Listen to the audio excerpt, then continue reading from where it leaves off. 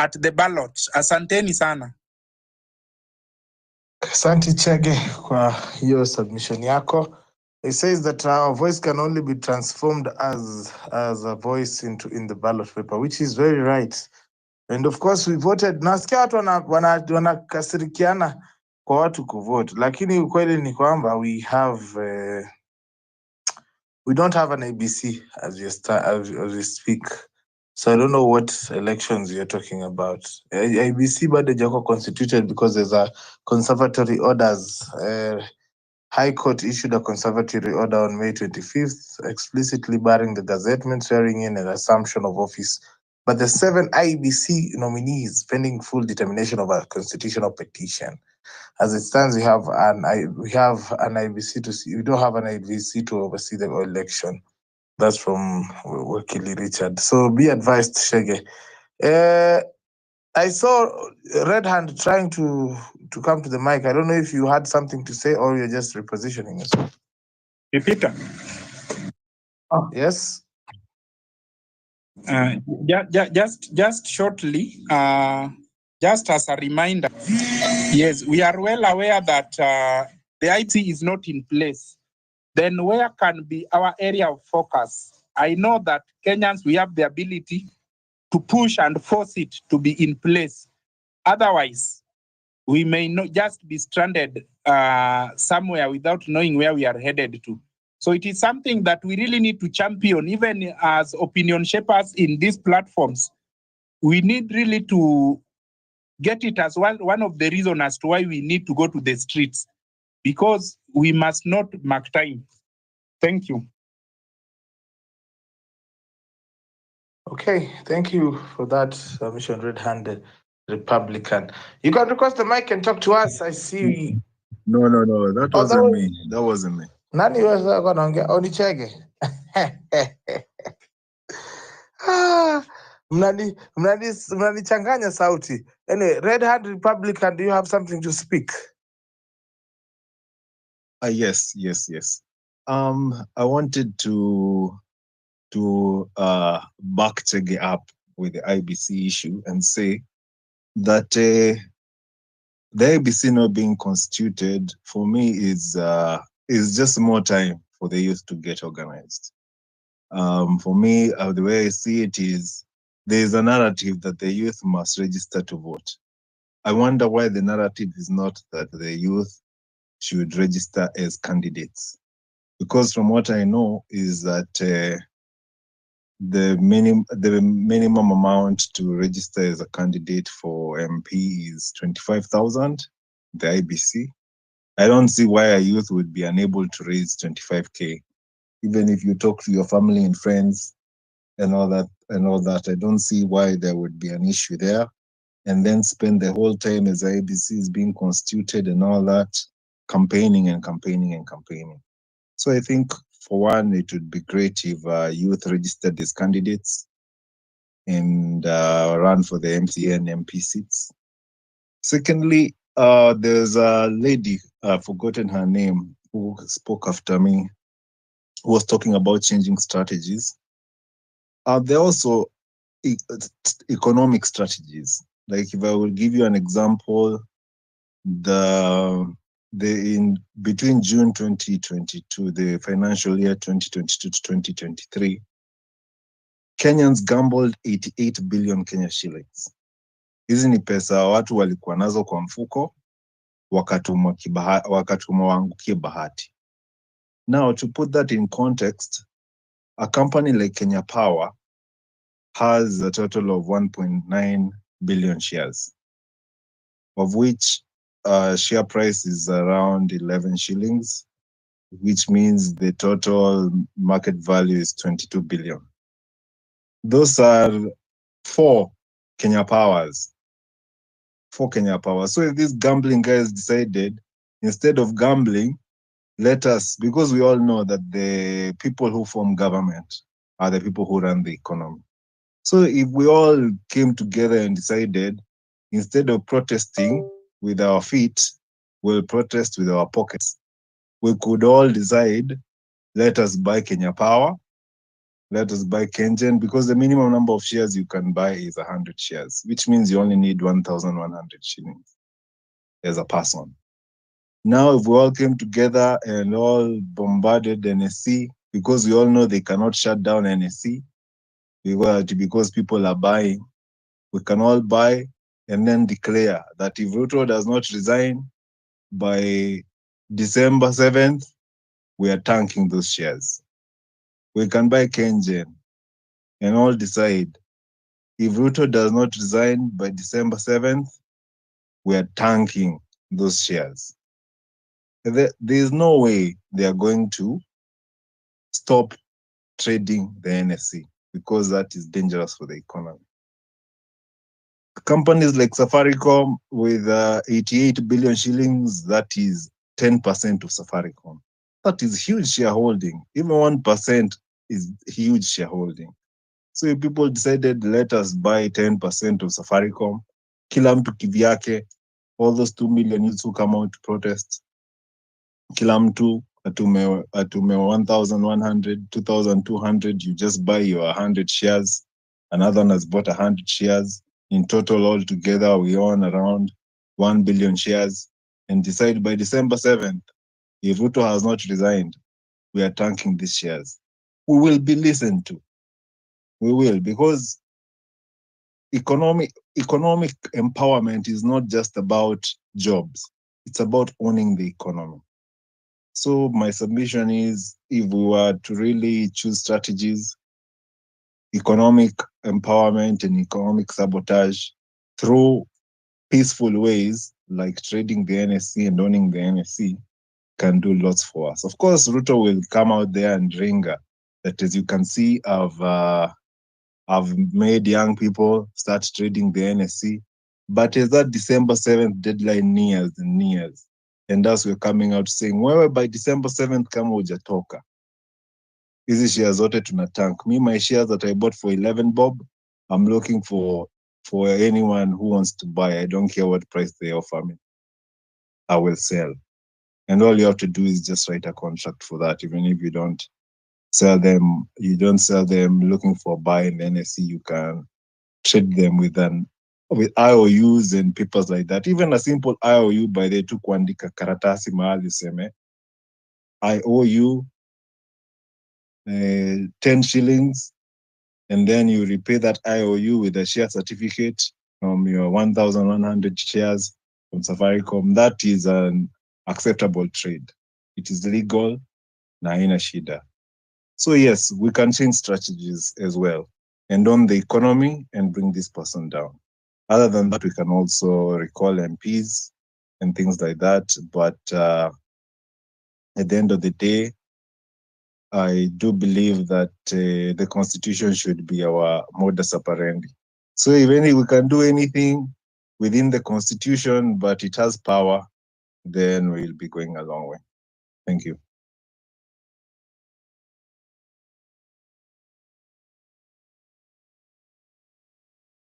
Asante sana. Back to you, Peter. Thank you for that red-handed Republican. Trini, do you have anything to talk to us about, Trini? Yeah, I wanted to tell Olwande, I'm glad she's back to the mic. Olwande, I can't hear you, Trini. I don't know if you can hear Trini or Japonji. Unanisikia? Repeat on your side. Alright, cool. Let's rotate, Trini. Request the microphone again so that we can hear from you. Olwande the legend, do you have anything to add on this conversation?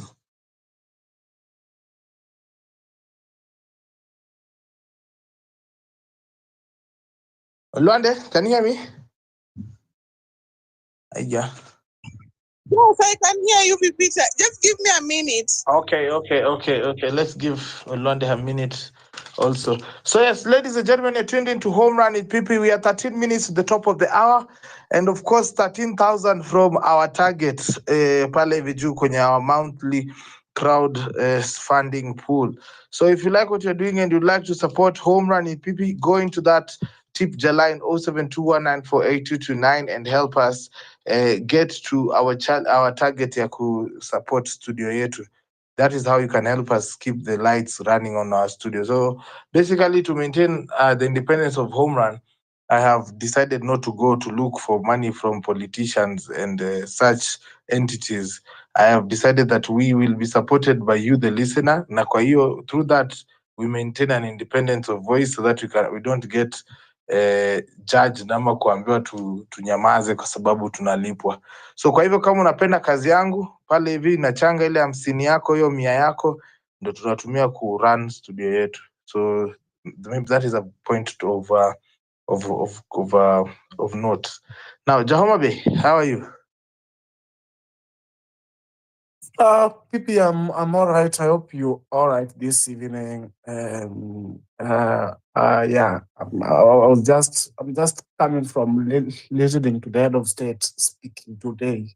I don't know what a affordable house construction somewhere in Nairobi, and the president nowadays, when he has nothing to do, he walks to. When he has nothing to do in the office, because he has nothing to do anyway, he walks to one of those affordable houses, and then he goes there with this crowd. Then he starts to diarrhea and spit a lot of unnecessary words to us. But it's what it is. I was speaking to one person today, one of the voters from the village, and he was telling me that we Kenyans, during the electioneering period, especially a few months to the elections, we have a very big problem. And Kenyans, we have a very big problem. And if we don't change this, Kenya will not change. We are the same, you know how foolish we are? We are the same people who are complaining now. And we are the same people who voted for this president. Same people. We were here when he was Raila Odinga's chief agent in the 2007 general election. We were here. Not that we were not here. We were here. And all the issues that happened around him, we were here. And now the ICC witnesses, in this case, were eliminated, were assassinated. We were here. And we were here. We have Siati Ruto Mgeni. We are the people who voted for him, and we become emotional during the electioneering period. Now we are here saying, we are articulating issues very well here. What I think at 2027, January, February, April, March, hey, all those things will be forgotten. Hey, no one is perfect. Even Ruto is not perfect. That's the problem we have as Kenyans. I want to request you, Wakenya, please. Kama mumeamua, now we want to move away from that bad habit. Move away from it. Move away from it. Move away from it. I repeat again. I've repeated 3 times. Why? Because we can change this country by voting out these people. Unaona Raila sahi anaitisha dialogue. Sasa he has coined it. Ameongeza mafuta na chumvi na roiko, anaita conclave. Sasa si dialogue, anajua vizuri akisema dialogue, Olwande will be mad at him because of all his dialogues. Do you know why Raila anaitisha dialogue? Mimi natoka Nyanza. Do you know why Raila anaitisha dialogue? It's because he knows very well that when that panel is formed, his friends, his political cronies, his political cows must be at that table. And what happens? Mchana, they speak sweet words to the media, sweet words to Kenyans. Usiku, wako pale kwa Raila, wanaambiwa toeni, wekeni. He fixes what he wants. That's the Kenya for you. He knows very well that him and Ruto, the political class, are going to seize that opportunity to take all that from Kenyans. And they're going to put everything they want, like they did with BBI, So it gobbled almost 7 billion taxpayers' money. What does that thing help us with? The NADCO report gobbled another almost 5 billion. For heaven's sake, that's almost 10 billion. How many schools will you build, Pepita, with 10 billion? UHC staff have been on strike here. How much did they want? Just 4.5 billion. But we had people like Opio and I. For heaven's sake, what's Opio and I going to do? Opio and I, Kimani Machungwa. The likes of Kimani Machungwa used billions sitting down, debating NADCO report. So how is that? How does that help us? And this is the difference between us and first world countries. First world countries, when they form such commissions, it is always smart. And if you understand the acronym SMART, and they ensure it is implemented, time bound, and at the end of time bound. That's the difference between us and them. As we like drama, theatrics, innuendos, but sweet political statements. And for the first time in my life, I am not a Gen Z. I've been in this country longer than Gen Zs. But for the first time in my life, I have had a president publicly telling Kenyans that I'm ordering shoot to kill. Or whether, what is it called? Shoot the leg. When you have told a police officer to shoot me in the leg, what are you telling that police officer? Do you think that police officer will shoot me in the leg? How do you differentiate between someone who's going to burn a police station and someone who is being chased by a pug who is going to report a case? Because someone who is going to burn a police station will run towards the police station with anger, with stress and everything. Someone who's, if I'm being chased by a pug, my life is in danger, I will be shouting towards that police station, help, help, blah, blah, blah, blah. Well, shouting, top of my voice. So how are the police going to differentiate these two people? What training have you put in place to help the police to differentiate between someone who is distressed, who has got a case to report? There's no difference. So we are, and this is the head of state ordering this. Kibaki, all these presidents, I know there have been these injustices. During the time of Kibaki, people were killed. And we can't say Kibaki was a saint. We can't say Uhuru was a saint. In fact, Uhuru was even maybe worse. But Ruto is worst. During the time of Moi, I was born during the time of Moi. I think most of us here, all of us were born during the time of Moi. But Peter, what am I saying? What I'm saying is, please, Kenyans, if we want to change our country, let us think and reason when you go to the booth. When you take that ballot paper and go to tick at the booth, do not take that ballot paper. Do not look at the ballot paper and look at the surname. Do not go there with emotions. You want to punish somebody. I hear some voters go to say, go to the ballot to say, I want to punish. They don't go to elect good leaders. They go to punish other people. We want to punish Raila. He's a demon. Kimundu Muguliki.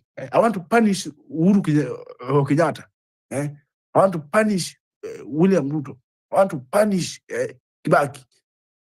Don't go with that mentality on the ballot, please. When you go with that mentality, you end up with people like William Ruto. Not you, we. Let me put myself there because I'm not a voter. We end up with people like William Ruto. I am happy, Pepita, as I finish, that this is the time I have seen very many youths who have not been involved in politics are now being involved in politics. Why? Because they have realized that politics control the food they eat, politics control the oxygen, Politics control the water they drink. Politics control the road they use. They have realized that politics control the job opportunities that they are looking for. They have realized that at the center of everything, all these things in life revolve around politics and good governance and leaders. And I have seen even people I never thought would want to be agitating for good leadership, people I never thought would want to be saying, okay, so kuchukua kura na kupiga, kumbe hii si kutiki tu, hii si kuchagua tu UDA, hii si kuchagua tu ODM and DCP. Okay. Oh, so if I am a Luo and someone is amepewa kiti ya CS Finance, hiyo kiti ya CS Finance haisaidii. It only helps this person. Oh, I love how people have realized that if you are from Nyanza and Mbadi is the CS of Finance, if he does not initiate programs in Kenya that can help you, waziri wake only helps him and his kids. I love how people have come to realize that it does not matter who is the CS for roads. In fact, I dare tell Kenyans that I, as a voter, I don't mind all the waziris coming from, let's say, example, Meru. All of them. If the systems will be working in Kenya, if there will be good roads, if there will be good water, if there will be proper industrialization, if there will be an end to corruption. Watch hata watoke region moja wote. I don't care. That is Pipita. That is the Kenya that people have realized. That is how the young people, these uprising young people, they are working hard to say this is from there. Hii ni watu wa Mlima Kenya. Mimi si mtu wa Mlima Kenya. I am not. And I'm not a Gen Z. This is intergenerational. And the people have, the earlier they realize, the better. That is Kenya ya kitambo ya 6-10 years ago, where you would auction someone's vote to somebody else. Hiyo iliisha. Hiyo imeisha. We will never get back there.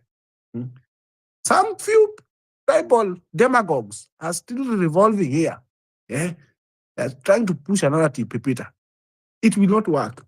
And I want to request you, young people and Kenyans, those first world countries, munaangalia, they fought tribalism. They fought corruption. They enacted laws. They ensured systems that work. Sisi hapa Kenya, why are our systems not working? Our systems are not working because we have had the same people who have been in power. If not them, then their fathers. If not their fathers, then their children and their cronies. The same people since in independence.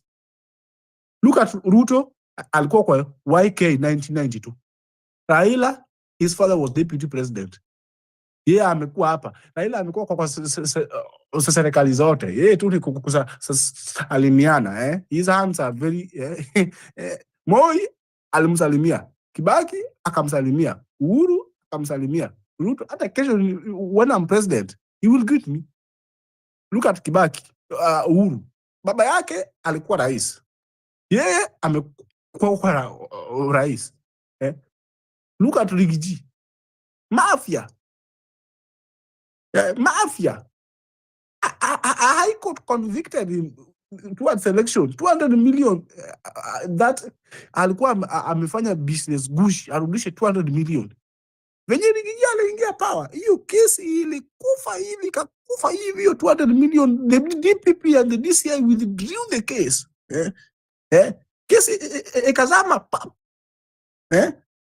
What am I saying, Nick Land? What I'm saying is this: the first world countries munaangalia, where systems are working, where there are job opportunities, where those countries took the hard decisions. They made the hard decisions. They ensured that they don't want to know who is Ochieng, who is Wafula, who is Nduku, who is Mutesia. who is Kamau, they ensured they put that aside. They ensured. And when they did that, they got rid of all these people.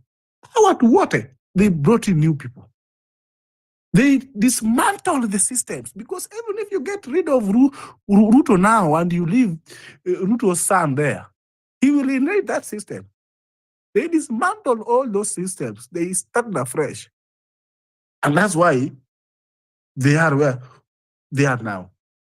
So you will shout here a million times, but if you still go to the ballot and vote along tribal lines, and vote, kama sahi, we are mad at Ruto. If you still go there 27 and vote at you are punishing Ruto, don't go there to vote to punish Ruto. Go there to vote to elect a good leader.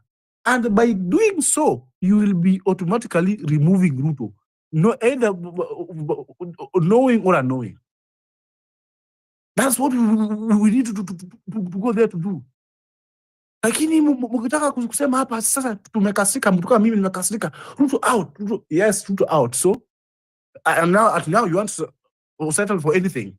You want to settle for someone like Martha Karua, mwenye alisua in Kibaki at night. My goodness me. We are not going to sasa ati bora tu mtu atoke. No. Si bora uongozi, ni uongozi bora. I yield the mic. Sana Bwana Jahoma Bay. Ladies and gentlemen, Home Run with Pipi comes to you each and every weekday from 4 p.m. all the way to 9 p.m. East African time. And I just wanted to highlight that we are on a fundraiser mode here kwa kipindi. Kwa hivyo hapo hivi juu kuna tip jala nimekuwa ikirun.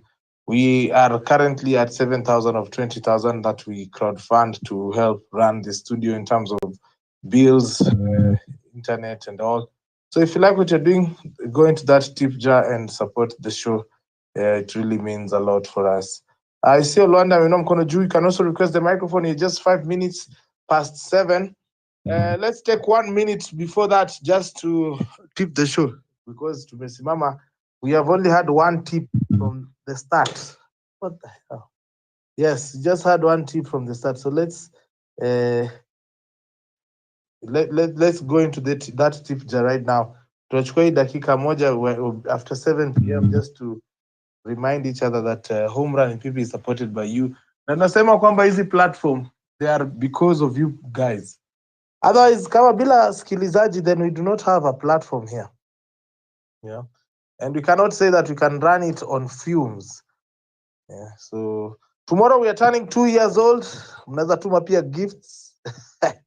Yeah, tomorrow Home Run Pipi is turning 2 years old. Maybe that is a point of knowledge that we are turning 2 years old as a platform. So something to note. Olwande, nimeona 1 minute imeisha na bado watu hawajaweka tips. Let's continue the conversation. Talk to us. Thank you so much, Pipita. Nilikuwa nasikia tu kwa umbali.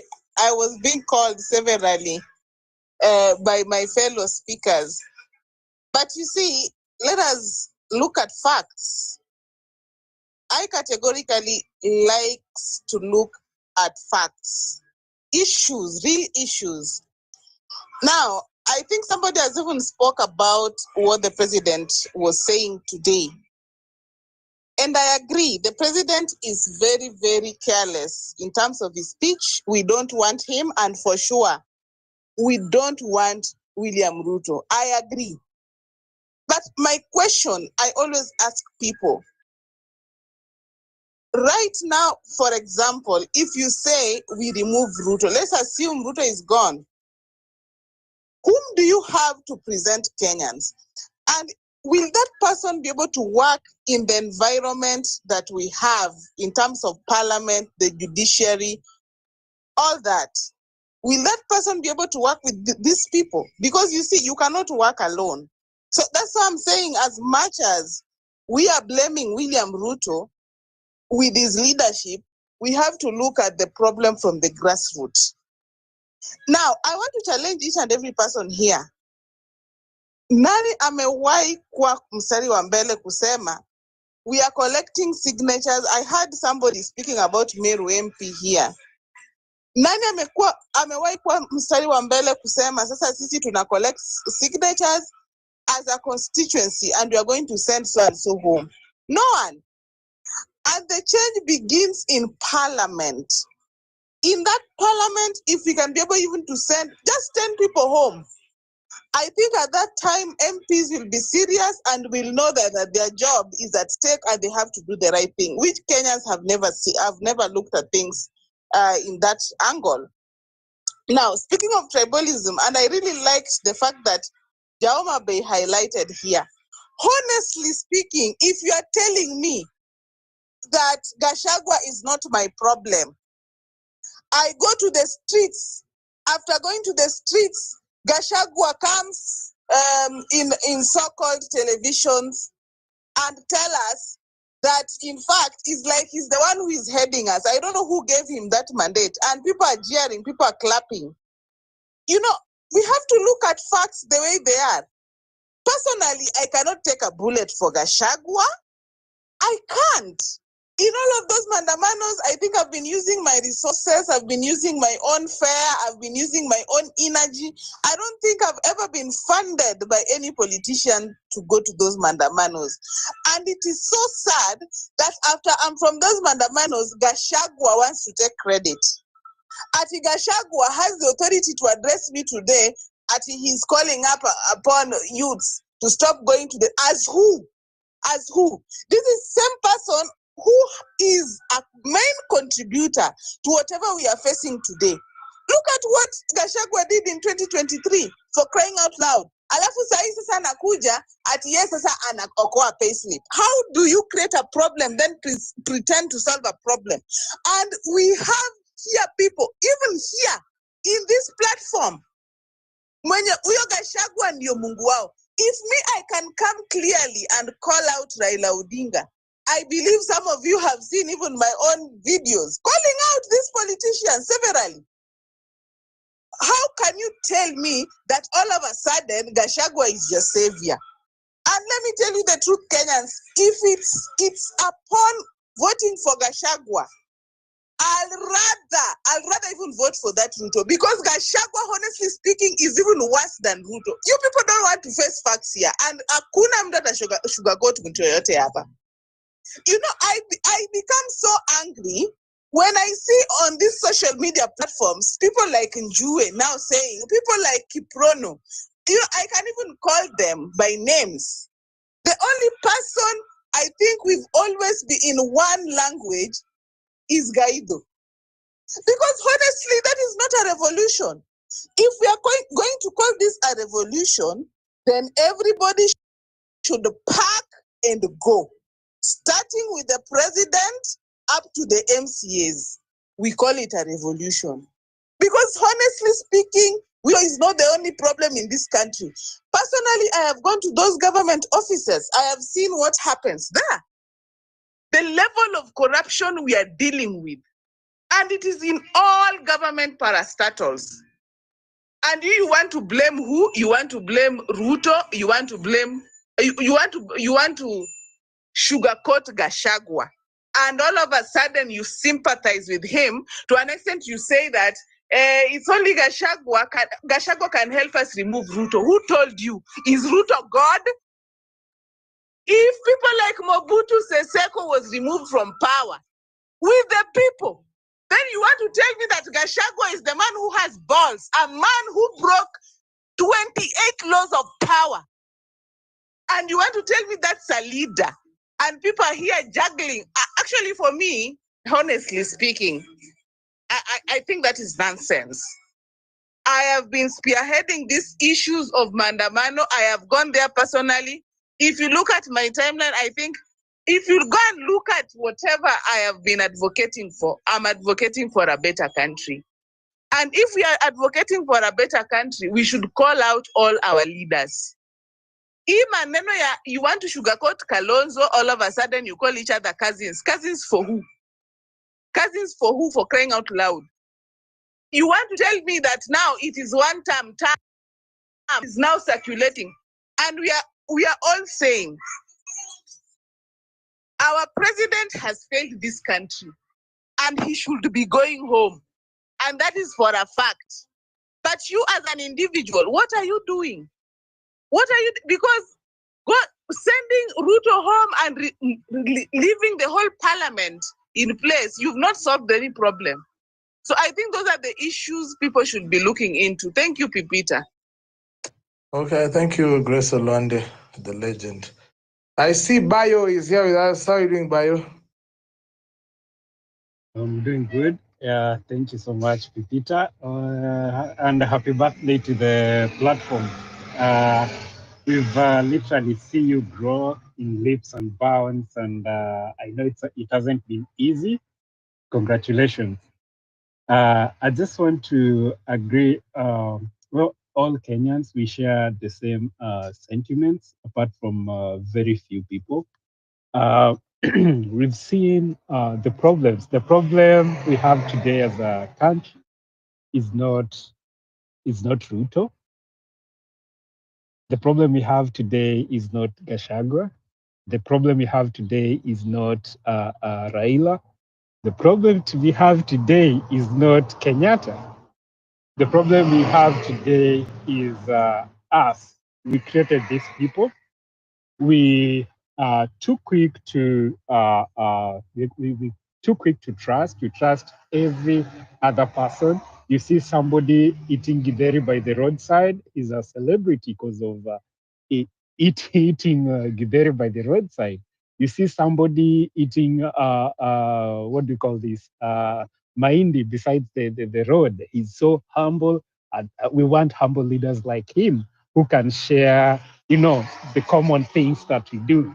Mtu anakula mturapo hivyo, and you all assume that that guy is humble. You don't know politicians. Politicians they live in flattened buildings if that means getting votes, getting your votes. So all these things, and I think, Pipita, if you can recall, there was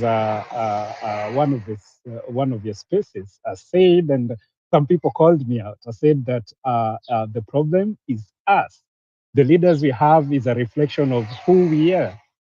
It's a reflection of who we are. So if we have to drain the swamp, the way Grace said, the previous speaker, we have to clean the systems from all the way from the things we can change. There are certain things we can't change, but the things that we can change, for example, all these elected guys, we can drain the swamp, but does draining the swamp, how does it cushion us against where we are right now? Like Ruto took over where Uhuru left.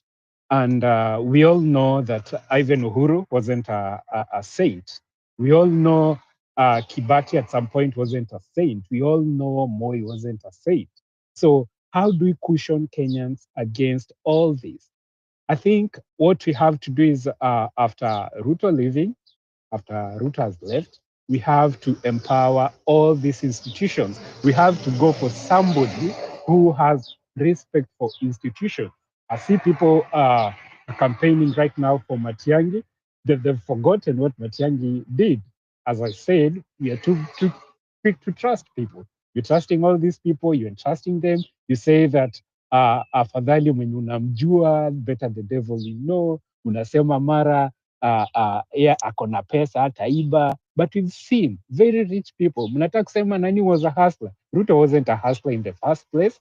Ruto used our trust to just get to power. He capitalized on our weakness, which is trusting. We trust people so fast. We've seen it even online. Somebody will come up with a woye story, con you some monies, then mnajuta badai, but the damage is done, and I move on to the next target. So let us all sober up. In as much as we want Ruto gone, we still have a country to run. Trust you me, revolution, everybody wants it, but are we ready to suffer for some time so that our children or us, we can enjoy tomorrow? Are we ready for that conversation? That's what we should be talking about after Ruto is gone. Who comes next and how? How do we ensure whoever is coming next? Because Ruto was God-fearing and all that. He used to cry in churches. He used to do all these things. He was a hustler. He was like a mtu wa mkono wa watu and all that. And he was a servant. He said he was a servant. He was church going and all this. So how do we ensure that we don't end up the same where we are right now? How do we ensure that? First, you have to go to the institutions. Like I said, and I think I said this before, but whoever holds all these institutions, like they're your brothers, they're our sisters, we have the police, we have all these judges, we have lawyers. We live with these people and we make up Kenya, what Kenya is. So why can't you start demanding for accountability from the ground where you are, from at family level? Because I believe you have policemen as your brothers and sisters. Why can't you start from there? Let me land there. Nisiwabona story mingi. Pipita, congratulations. Thank you.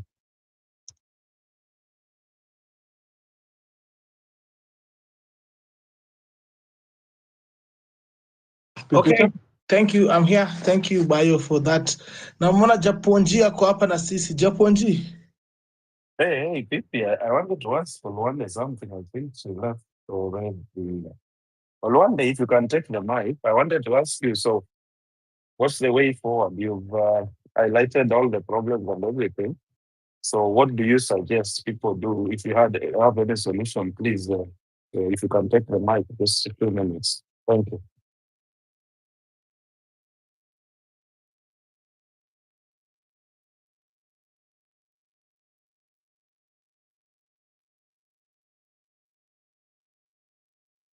Olwande, hi there. Nikawa mpotea. All right, all the way, ladies and gentlemen, as I was telling you to support the show pale with you, I want to say thank you so much to a guy wacha nimpe jina yake. Aitwa John. Thank you so much, John, for your tip. You're currently at 7,400. Yep, close to 10,000.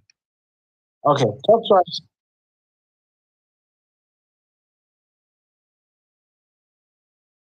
I will not die in the streets for Gachagua. I think that is very clear. And again, if you ask me way forward, I think way forward depends with Kenyans, because for me as an individual, I cannot tell what way forward. And if Kenyans are truly serious, then we will send all of this government. But if they're not, then I'm seeing them joking as they're joking. I am sorry to say that we will not fall into this stupidity. We will not lose our lives for all those at Gachagua alafu anaenda hapo ati sasa yeye ndio yenda anapeana as who? I think our cause should be clear in this matter, that we know what we are doing, and what we are doing is, first of all, send parliament home. Me hata na challenge youth saizi. They collect just signatures for 10 members of parliament who are very stubborn. People like Ichungwa, people like Osoro. You see, name them. If they can we can just collect people like Pasaris. If we can just collect signatures here and send those people packing home, I think, first of all, we would have dealt with parliament. And William Ruto would have known that indeed power belongs to the people. But you see, the way even Ruto was speaking yesterday, ni kama yeye Kenya ni yake. Ni kama all of a sudden, in fact, Kenya imekuwa ni kama boma yake. Anatuongelesha ni kama anaongelesha bibi yake huko anaitwa nani, Rachel Ruto. But we are not his wives. He should speak with respect. If you find a president speaking the way Ruto was speaking today, honestly, and you call that your president, and honestly speaking, it is this voting with emotions that have landed us into this problem. In 2013, I remember, that is after Kibaki, people voted with emotions. That is in our parents, saying that you see Ruto and Uhuru were convicted into the ICC unfairly. and you voted him in. And I'm not saying maybe my preferred candidate, during that time I did not vote, but I cannot say that I had a candidate by then whom I strongly believed in. But in 2017, I had a candidate and I saw what happened. People have been voting with emotions. They want to blame other people for the problem they have caused themselves. I think it's high time Kenyans change the way they're thinking. And as I said before, if you are in a war, because you see, in 2024, we just won a battle, but the war is still on. Until we win the war is when you can say that actually we've won this war. But as you see your opponent changing tactics, because if we look at things very well, even in these riots that are in the Maandamano, these are riots sponsored by politicians. And we know this issue. And if you know very well, this is the tactic that politicians use. You have to change your tactic to win the war. I think, guys, I hope you understand what I'm trying to say. And in fact, I'm not against people going to the streets. It has worked and it will continue working. But I'm against just linking ourselves to that cause only. We should come up with tactics. We should collect signatures. We should send a few MPs home, is when they can know the heaviness of the matter. I beg to stop there. Malia, not Malia, Dolphin has not spoken to us in a while. Dolphin, habari yako? Niko salama Pipi, and I think I need to settle some scores with you, but let me do that later. Pipi, mimi ndasema hivi, si maoni, but ni vitu yenye nimeona. Mtakuja kudanganywa hapa ati sijui President Ruto ni mbaya, sijui Gachagua ni mbaya, sijui nani ni mbaya, sijui. People are mad with emotions na hawataki kusikiza ukweli ama hawataki kuambia ukweli. Na ukweli ni ya kwamba Pipi, we were together not once, not twice, not thrice, more than 10 times. We've spoken about the public policy document that needs to be changed. We've spoken about the foreign policy document that needs to be changed. Hii mambo ya kusema ati sijui Ruto aende kesho, sijui nani aingie kesho, without those two documents being changed, there is no changes that you are going to make in this country, because that is what is dragging the vision of Kenya, and that is what is dragging the relationships between, or the diplomatic relationship between Kenya and other nations. Out the fact that sisi bado tunalipa US almost 100 Gs for a visa, vitu ambavyo zinaenda kuwa cancelled na uregeshewi pesa yako. Auoni hapo kuna shida? No one is making noise over that. We are losing billions of money through that scheme. These are the same people who are in bed with the same government because they've got vested interest. Hawa wako biashara kuja kucollect pesa. Because of what? Wananchi wako naive on how to run their country. They will support whoever despot will be leading that country hadi atoke waeke mjinga mwingine. That is, they'll be using that thing for a very long time. So without changing those two documents, hakuna kitu itaifanyika. Because we need to write policies to spearhead the vision of the Republic of Kenya, and those policies will guide the next president on what to do and to be enshrined within the constitution of the Republic of Kenya. Akiingia akuja afanye vitu ambavyo vinaendeleza nchi. Sienda alale mahali fulani akiota, naweza jenga barabara fulani ndio watu wengine wanipende. No. Things have to be highlighted.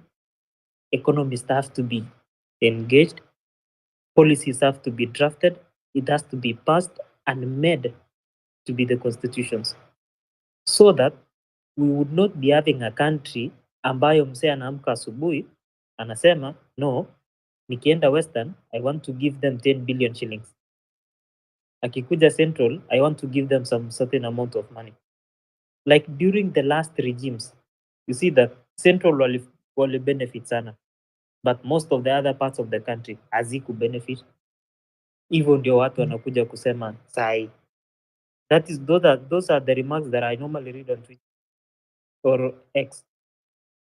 Beginning, some other part of the country wanna feel they are left behind because president alikuwa anatoka huko.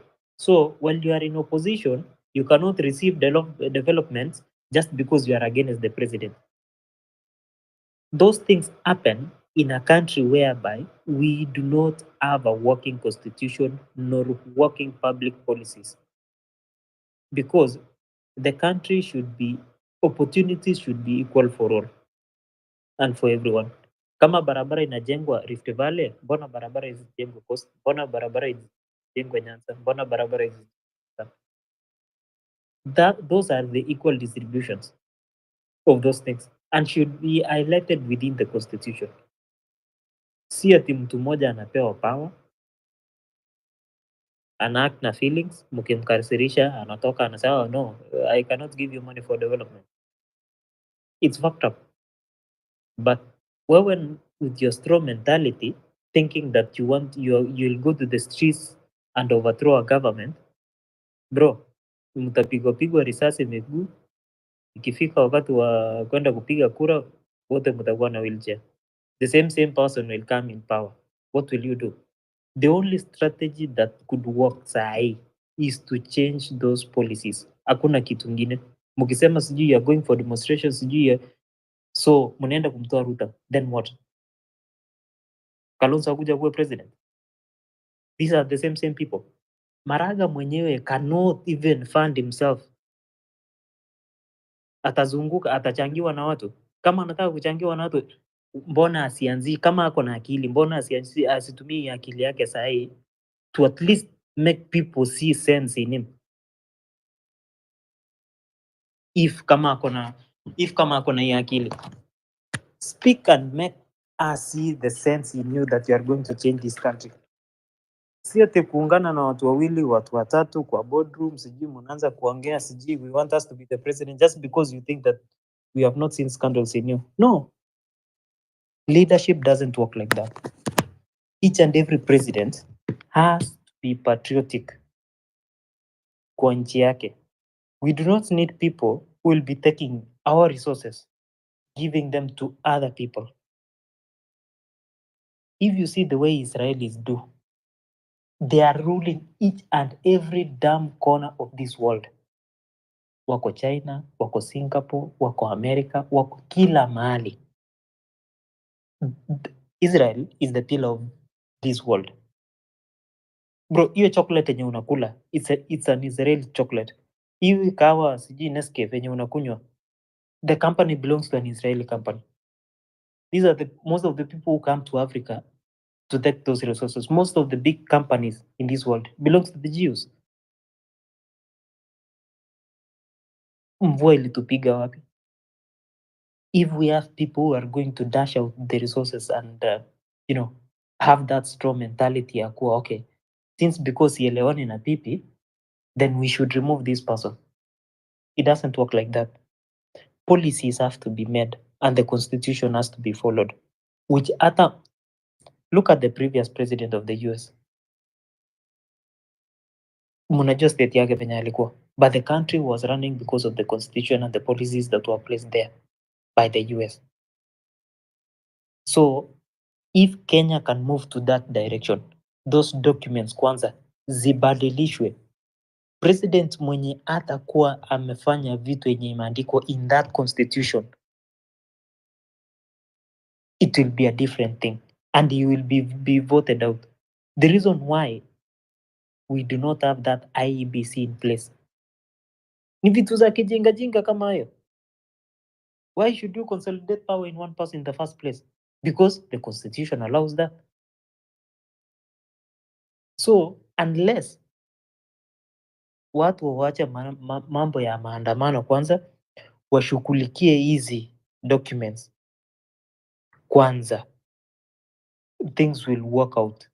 But going to the streets thinking that you are going to remove the president, mutaitoa, you'll go the Bangladesh way, you'll go the Libyan way, you'll go the South Sudanese way, you'll go the Yemeni way, utakaa kama Somalia, just to mention a few.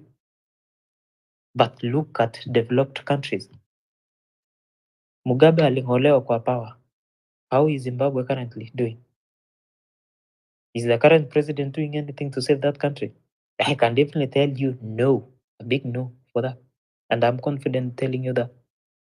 So, unless the young people si ati kusoma vitabu mbili tatu and start mirroring what other people are doing outside there, thinking that you want to come and apply. You have to study your roots first. You have to study what you have for you to amplify what you have so that you can have that voice to speak. Kenya is a service industry. The reason why we are not a manufacturing industry is because of the public policy is factor. Who are managing these parastatals? Where is the money going? How are we spending our taxes? Hizi vitu zote zinafaa kuangaliwa chini through a public policy document, not the president himself. So how is president responsible for Maram Road in Nyamira?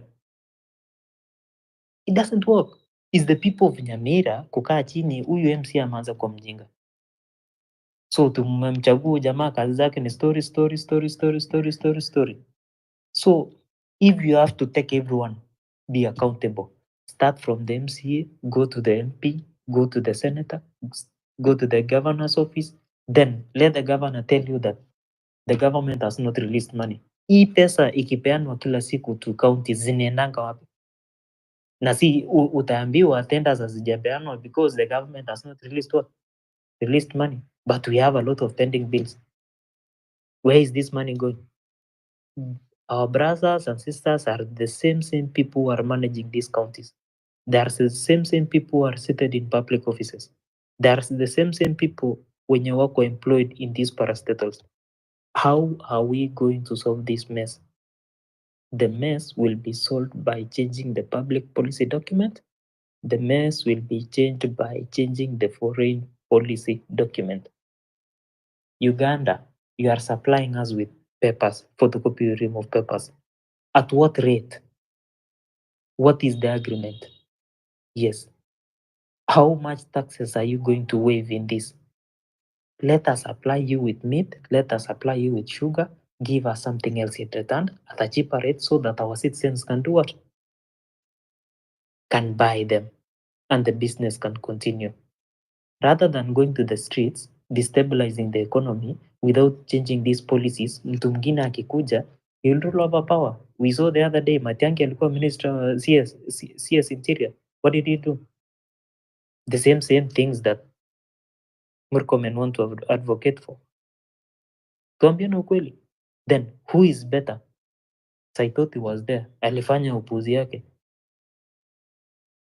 All these guys do not ascend to power to please you. Juu wako kwa chini ya mikono ya watu wengine pia. So unless the country works, and there is no way a democracy will work for a country. We need someone who is a dictator, but also a father figure for that matter. Ajue, I've gone to the extreme, na hizi vitu lazima zifanywe. But development has to agenda because in a family, hautakosa watoto wawili, watu watatu, watundu. Because the moment you crack the whip, people will hate you for what you are doing. Wacha nisiongee sana pipi.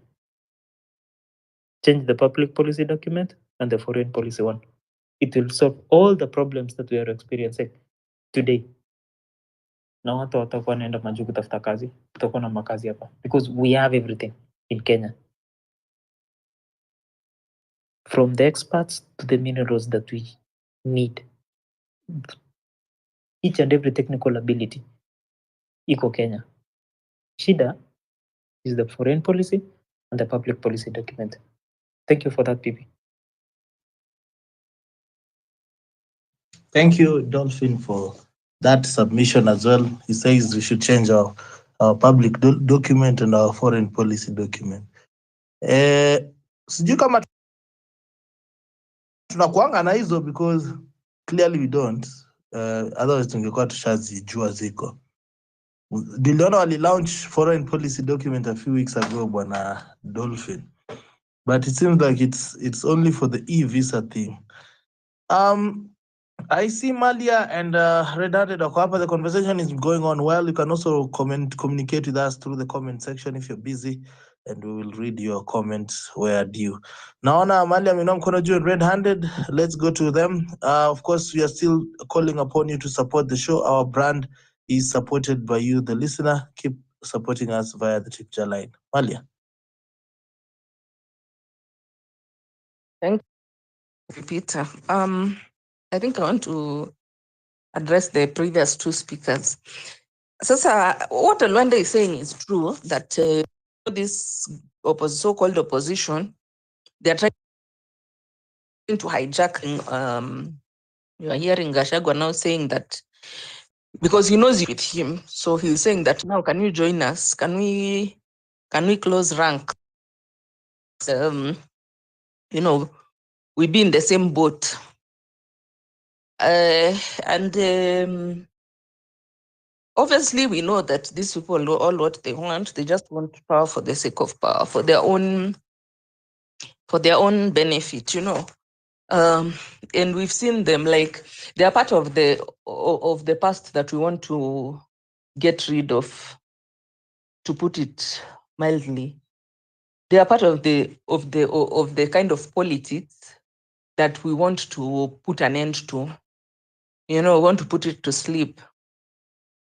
And so we cannot really, you know, if they have to be in opposition and the so-called themselves opposition, and to then take on the opposition on Gen Z movement, because they are not, like, if you just look at even the composition of that so-called opposition, it's just like rejects. It's people they fell out with the current regime, or they never succeeded. Yes, I mean in the last elections. So not say that these people, they are there out of conviction.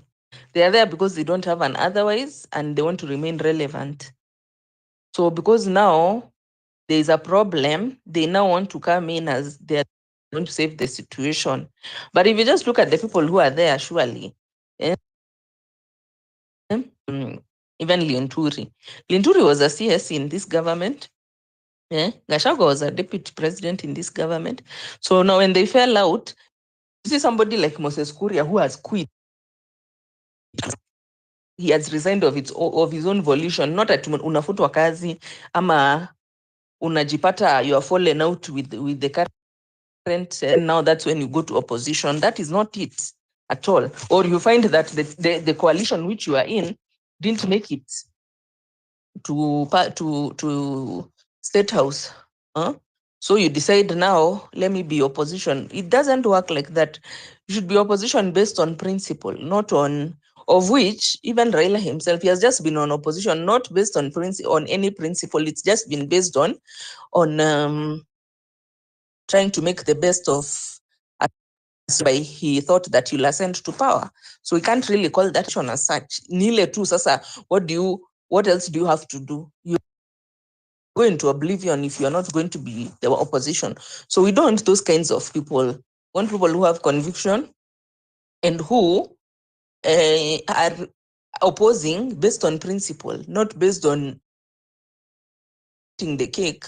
So now you have to start eating the gravy train eaters who are there. So now you have to start pushing back because you don't want to, you want to remain relevant. You want to Kenyans to keep seeing you so that maybe they can vote for you in the next election. I don't know. So that group, Olwande is saying, surely we need to put a lot of distinction. As much as they may be able, may ride on condemn what is happening, fine. Atukatai, but we are not closing ranks with them because they are polluted actually. You know, they are polluted, and once we decide we are going to go ahead with them, collaborating with them, we are now going to spoil the what we had in mind, the vision that we had in mind when this movement started, because we wanted a lot of cleanup, draining the swamp. Lakini sasa, if you are told you're going to take the rejects who are in the swamp, who are in the cesspool, now you are there, you are now going to work with them, even you lose legitimacy, and their problems will rub off on you. Their past and their whatever toxic past that they have will end up in the movement. So it's fine, they can comment, no problem. And they can even ask us to join based on principle. We can't join them because if they had not fallen out with a guy, they would still be in the government, they would still be doing the same things. And we saw how they were when they were Akina Matiang'i as well. We saw them when they were in power, what kind of people they were. So hatutaki hiyo caliber of people. Mambo ya kubadilisha policies and whatnot. Systems work as well as the people who are actually custodians of those systems. So if IBC, let me put an example of like IBC. If IBC is having a really good system, they can have an excellent system. Of that system, they are corrupt, they can become their system, then is going to fail. The people who are there dealing with the system, handling the system. So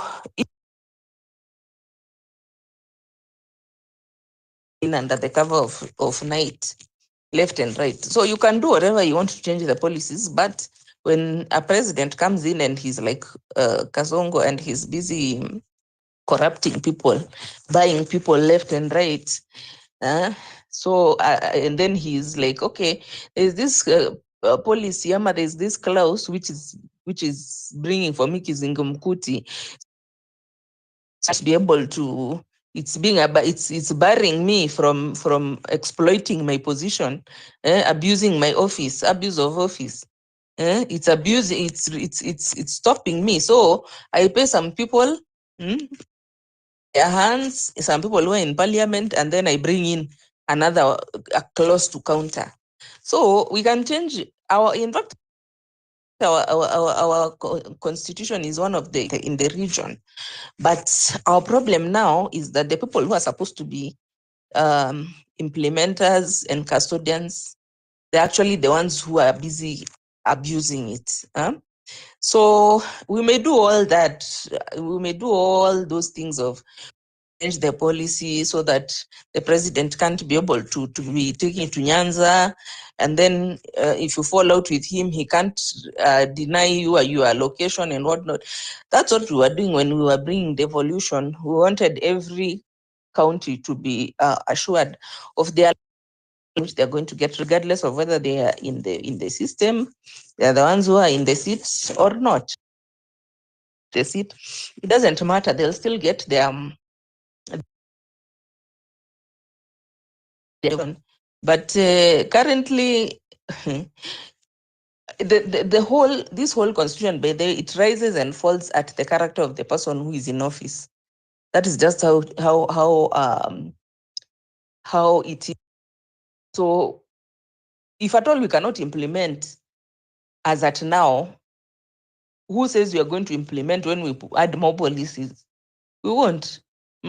So that's why if we know that this constitution rises and falls with the person who will be in the office, we need somebody who has a lot of integrity. We need someone who is, very principled and all that. You see, because if we get somebody who is not, you can see what is happening anyway, and we have a constitution. Nobody's now, that thing has become like a toilet paper. Nobody is even bothered. It's only lawyers who keep on going to court that, oh, this has been violated, this has been violated. But the guy is what he wants. He's doing what he wants. He's like, there's no difference between now and the time of Moi when there was no meaningful constitution. He's behaving the way Moi used to behave. And then for those who are saying that we buy shares of KPLC, then what you are saying is called insider trading. Yeah, you can say all that okay, let's angusha KPLC shares, let's sabotage Safaricom shares and all this. But you see, the point is here, when you're sabotaging those institutions which you consider to be government, to punish now these politicians who have decided that they're going to whatever they want, what happens is you end up hurting your fellow citizen. To hurt that now, let's boycott their restaurant, let's boycott their business, let's the shares and all these. The people who will feel that ripple effect is actually not so much the people who own the place there, the people who are employed there. How and what I end up, okay, it's not that, because these people, they have our money, like they have, as in hata ukisema wafunge biashara zote zenye, we have been talking here about when they declare their wealth, when they're going for vetting, like for CS posts. We've been talking about that. And basically, we've been asking ourselves, which business is this that you do, which last year your net worth was this, now your net worth has jumped to 1 billion. Ini biashara gani unafanyanga? So we know very well, sio biashara yenye wanafanya, sio biashara yenye wanafanya na wakuwe na hiyo net worth. Ni pesa yetu yenye wanaiba. So going to collapse businesses is just going to harm that shares, or whatever the thing is. It is just harming those small people who work there, the waiter, the chef, the who. Those are the people who will suffer, but not really the person who you are trying to target, because with money, with our money.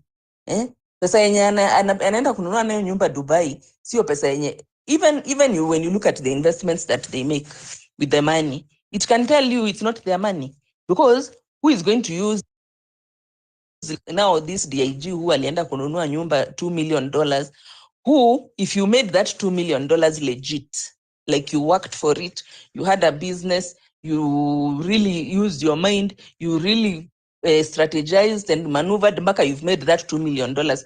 Tell me the truth. Anybody who has done a business, mtu mwenye amekuwa kwa biashara, anaenda amemake hiyo pesa fair and square, ajakat any corners, ajaibia, nani ataenda kununua na hiyo pesa nyumba Dubai? Can you tell me? That money, once you get it, you want to reinvest it now to express, or you go into another business, you diversify. Those are the legit.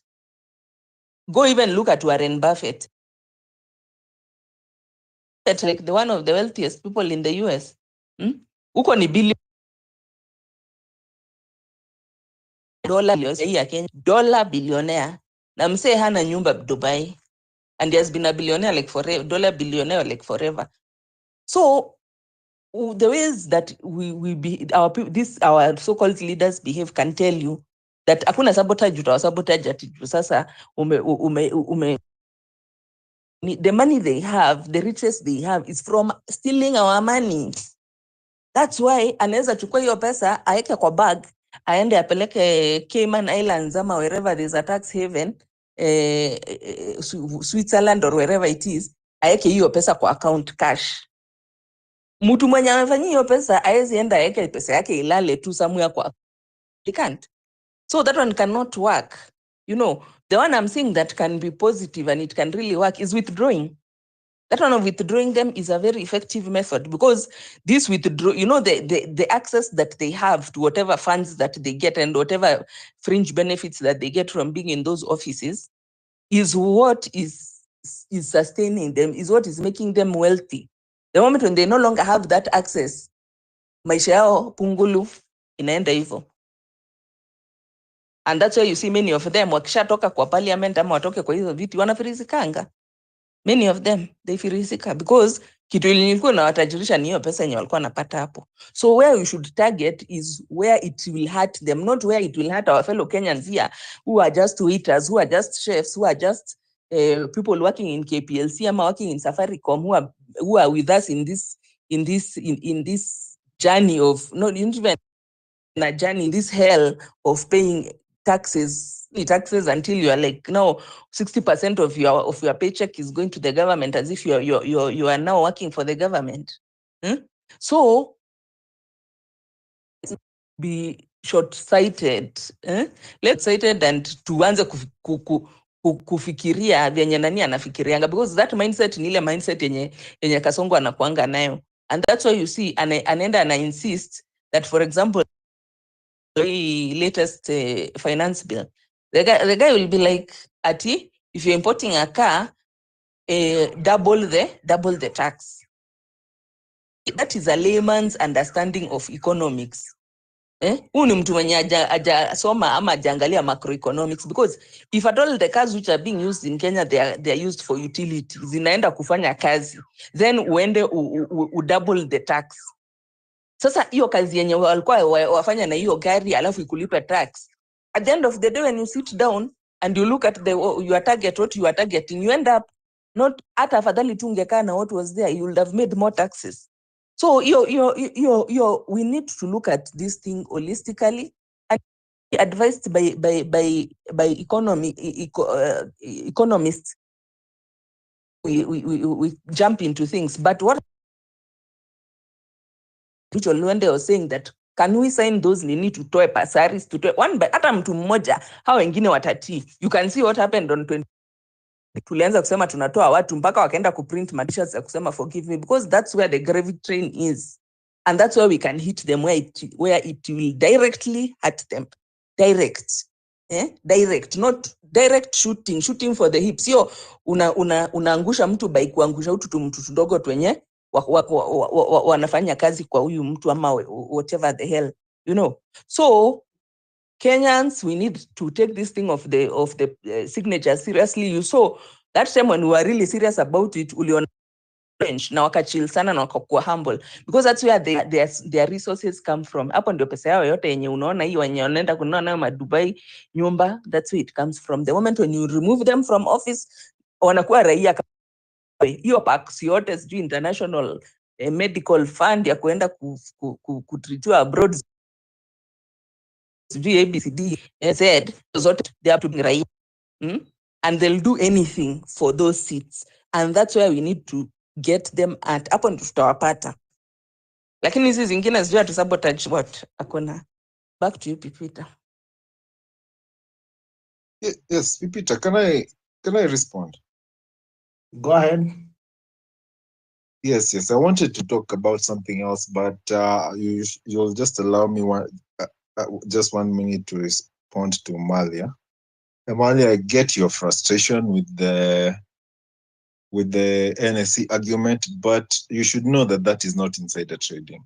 Insider trading requires, even it comes from the name, that you have to be an insider in that company or have sensitive information from that company in order for you to carry out insider trading. Rather, it means that if I'm a Safaricom CEO or board member or management, and I find out that Safaricom is about to have a deal, a $1 billion deal with Huawei, I already know that those shares are going to go high.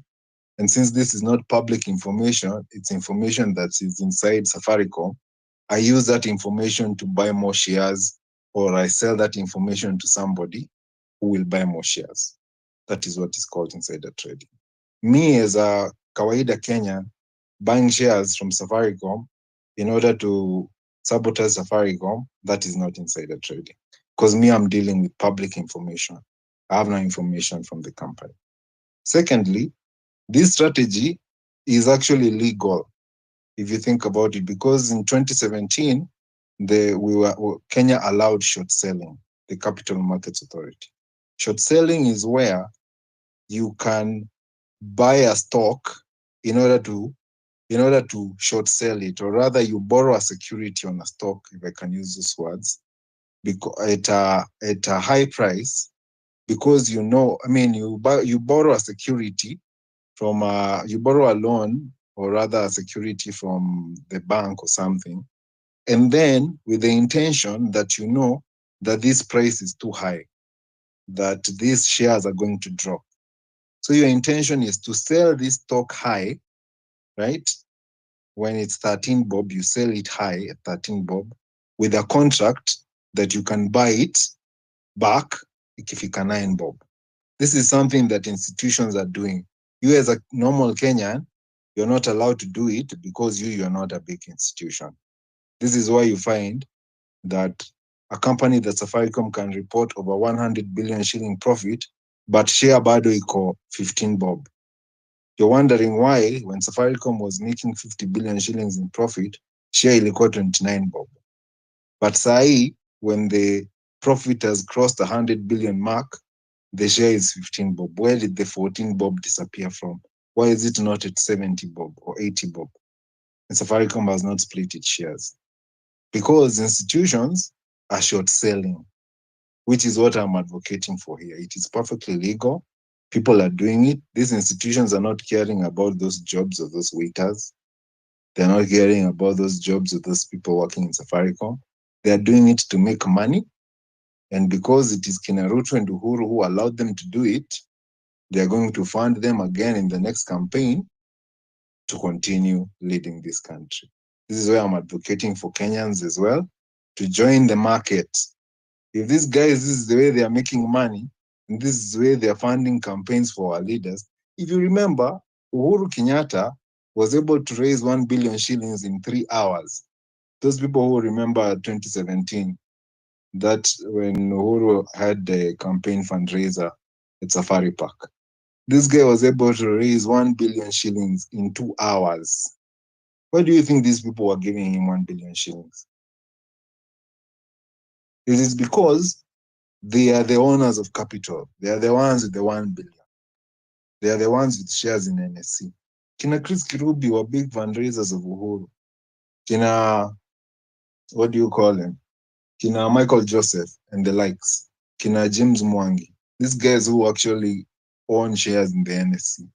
These are the guys who are choosing for you who is going to be your president. This is why Ruto, when he was talking about hustlers, and then when he got into government, he switched sides. Now he went to the owners of capital. Akamwambia hiyo ilikuwa tu story tu, niingie kwa hii kiti, wacha sasa to let us now work together because I've already fooled the masses.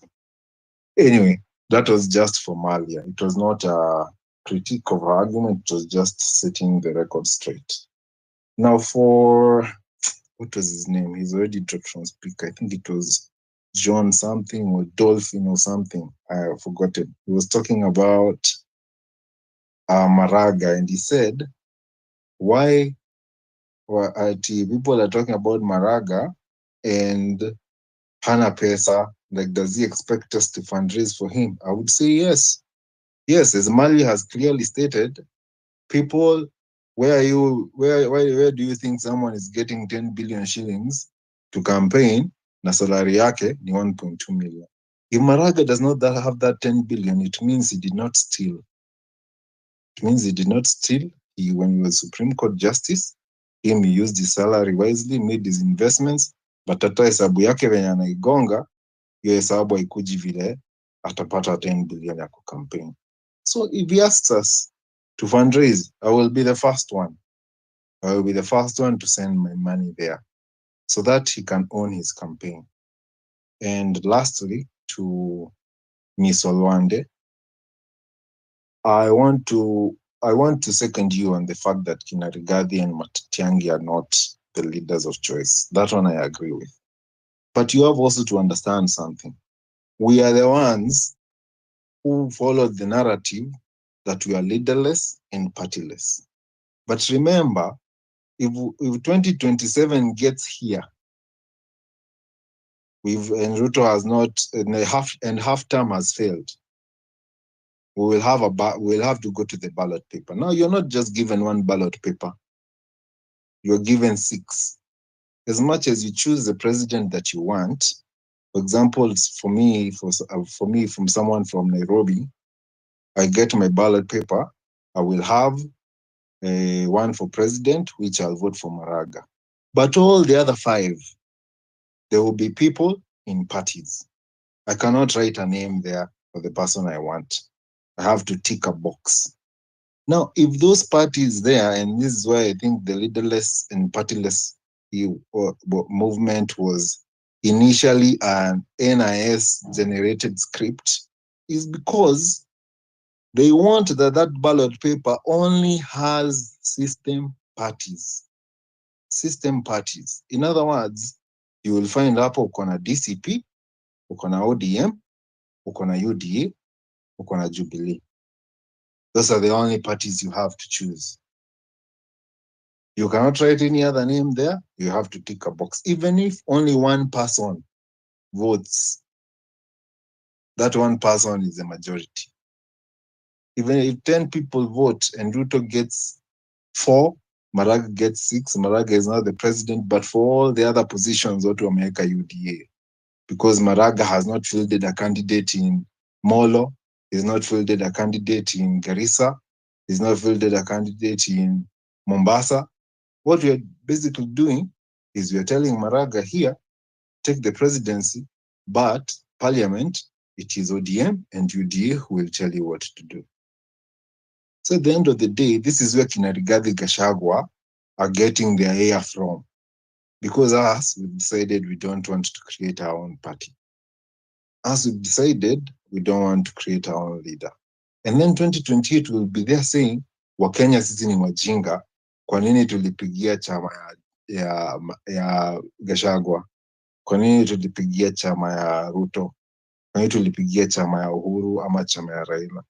Yet, we're not asking ourselves chama yetu ilikuwa gani basi, tulikuwa tupigia nani mwingine. So we should always remember, as I wind up, we should always remember that it is the ballot box. If we don't manage half term, let me not destroy our hopes. We can manage half term, yes. But if we don't, and we find ourselves in 2027, it is the names and the parties that are on the ballot box that will be eligible for the ticks or the X's. If the party is not there in that ballot box, be prepared to see leaders that you do not want. And to see Kina Gachagua, even if he doesn't run for president, say he doesn't run for president or he runs for president and loses, but huko Mount Kenya ni ilikuwa choice ya DCP ama UDA, that those were the only parties that fielded candidates there. Of course, it is only those 2 parties. People are going to choose DCP.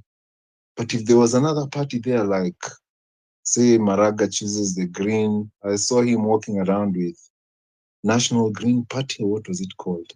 If he puts a candidate there with that party, well and good. But it's not just one candidate. We're talking about Mount Kenya having 64 constituencies. Therefore, he has to have 64 candidates. In every constituency, he has a candidate. In every ward, he has a candidate. In Nyanza, let it not just be it is ODM that is there. Let him also have the National Green Party or whichever party he chooses. Let him have a candidate in every ward, in every constituency, in every county, and for every position. Then that way, we can say that Gachagua tunyamazie. Wacha kutuongelesha, tuko na watu wetu. But if we remain like this, that we don't have a party and we don't have leaders, my friends, be prepared for tears. Be very, very, very, very prepared. And I'm not trying to hurt anyone's feelings. I'm not trying to destroy anybody's passion. But let us now evolve from the leaderless and partyless, and let us now start thinking about a party and a leader. Not a leader, leaders. Talking about 290 members of parliament 1,450 MCAs. Those are the positions that are currently there, and 47 governors, 47 senators, 47 women reps. Get a party, get all those candidates, in total around 2,000 from all the constituencies, counties, and wards, and we can get rid of now the system. We can actually do what you're saying, draining the swamp.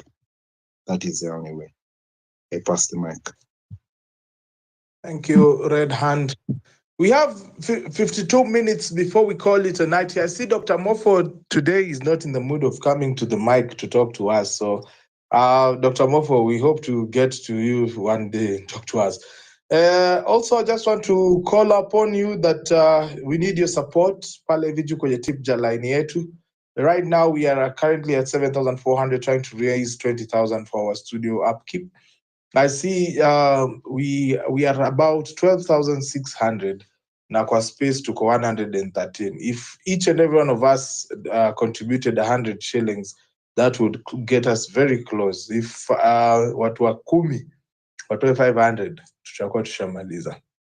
So itakuwa ni very easy. So kama you can go into that tip line, weka 100 bob, weka 200 bob to support us. Tomorrow we are turning 2 years of Home Run PP. Guys, let us not cross that bridge wakati landlord wako kwa mlango yangu. Olwande. Dr. Olwande.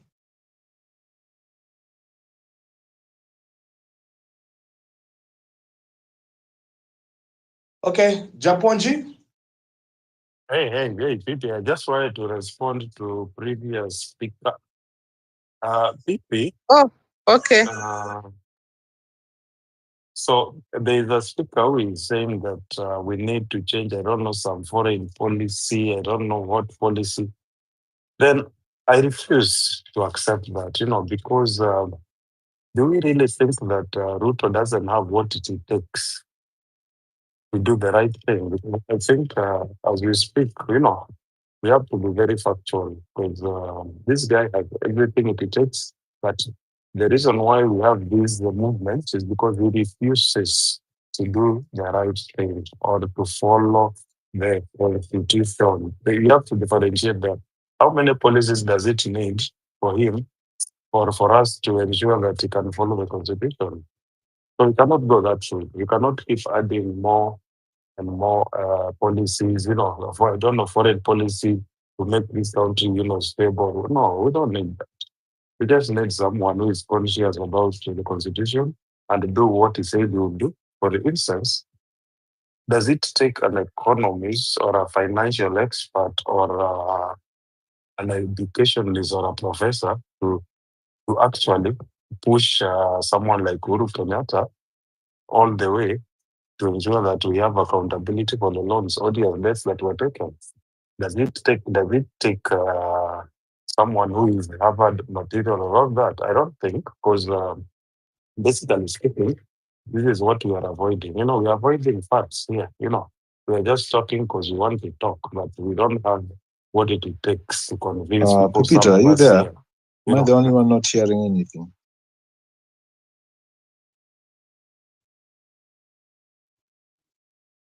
I don't know who is that. Can hear him. So I think Connected.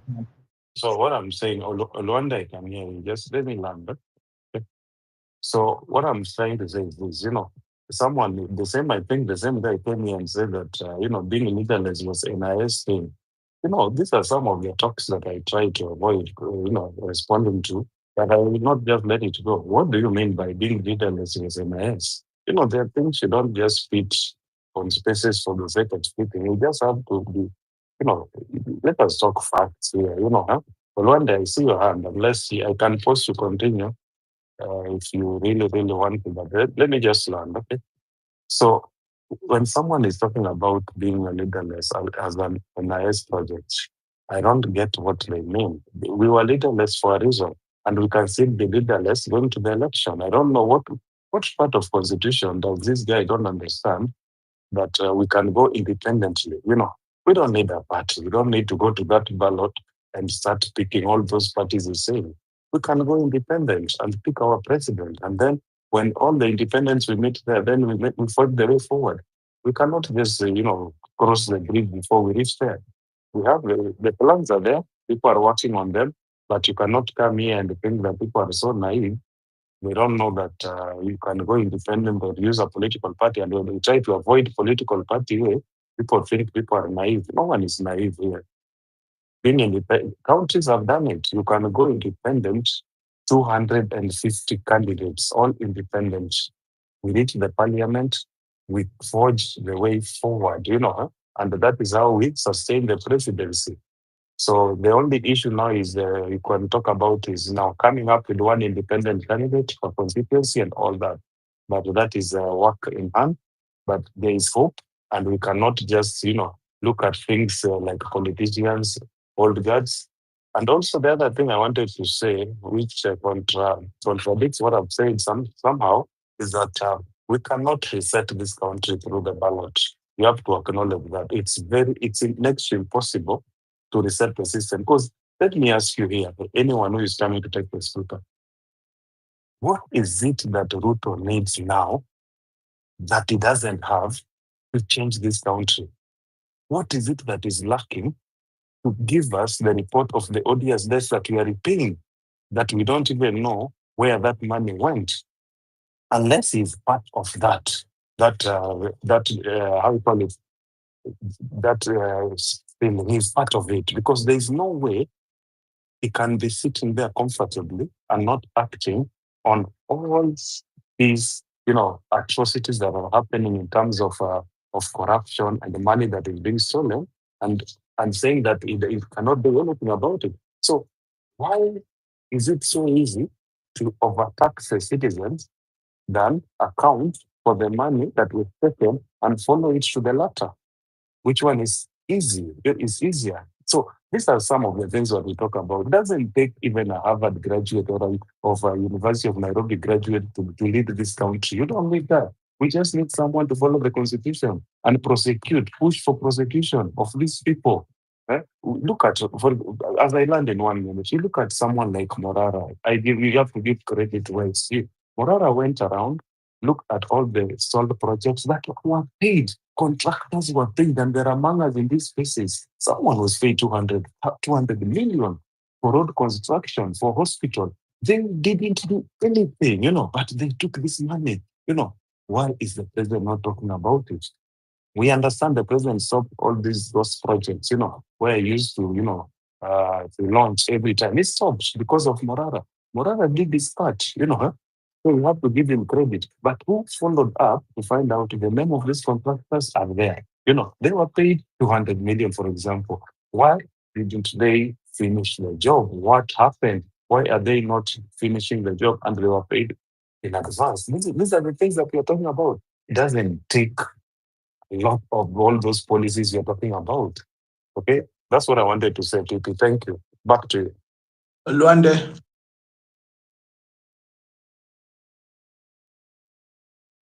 Luande, are you there? Luande, kwani uko space ngapi? Yes.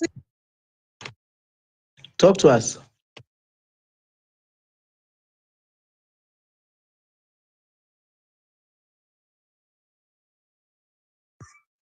Unanisikia? Yeah. Yeah, I wanted to say this. I've heard Japonji, and I agree that Ruto cannot be sent home through the ballot. I agree. But also we have to agree that Ruto cannot home with mandamanos only.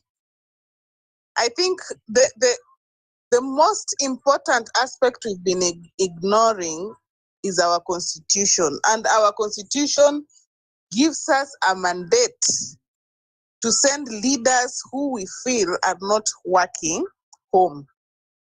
So this is it. If you look at the constitution about what it says in terms of presidency, definitely if we send Ruto right now home, we say that Ruto now go home. Another president cannot be put in place, whether we want Maraga, he cannot be put in place if the constitution is not followed. So the constitution must be followed to the letter. But again, we always don't use this constitution to exercise our democratic rights. And for example, I gave an example of members of parliament, they can be recalled. We've also not Your background exercised. is loud. Your background music is loud, Grace. Kindly move to a quieter place. Okay.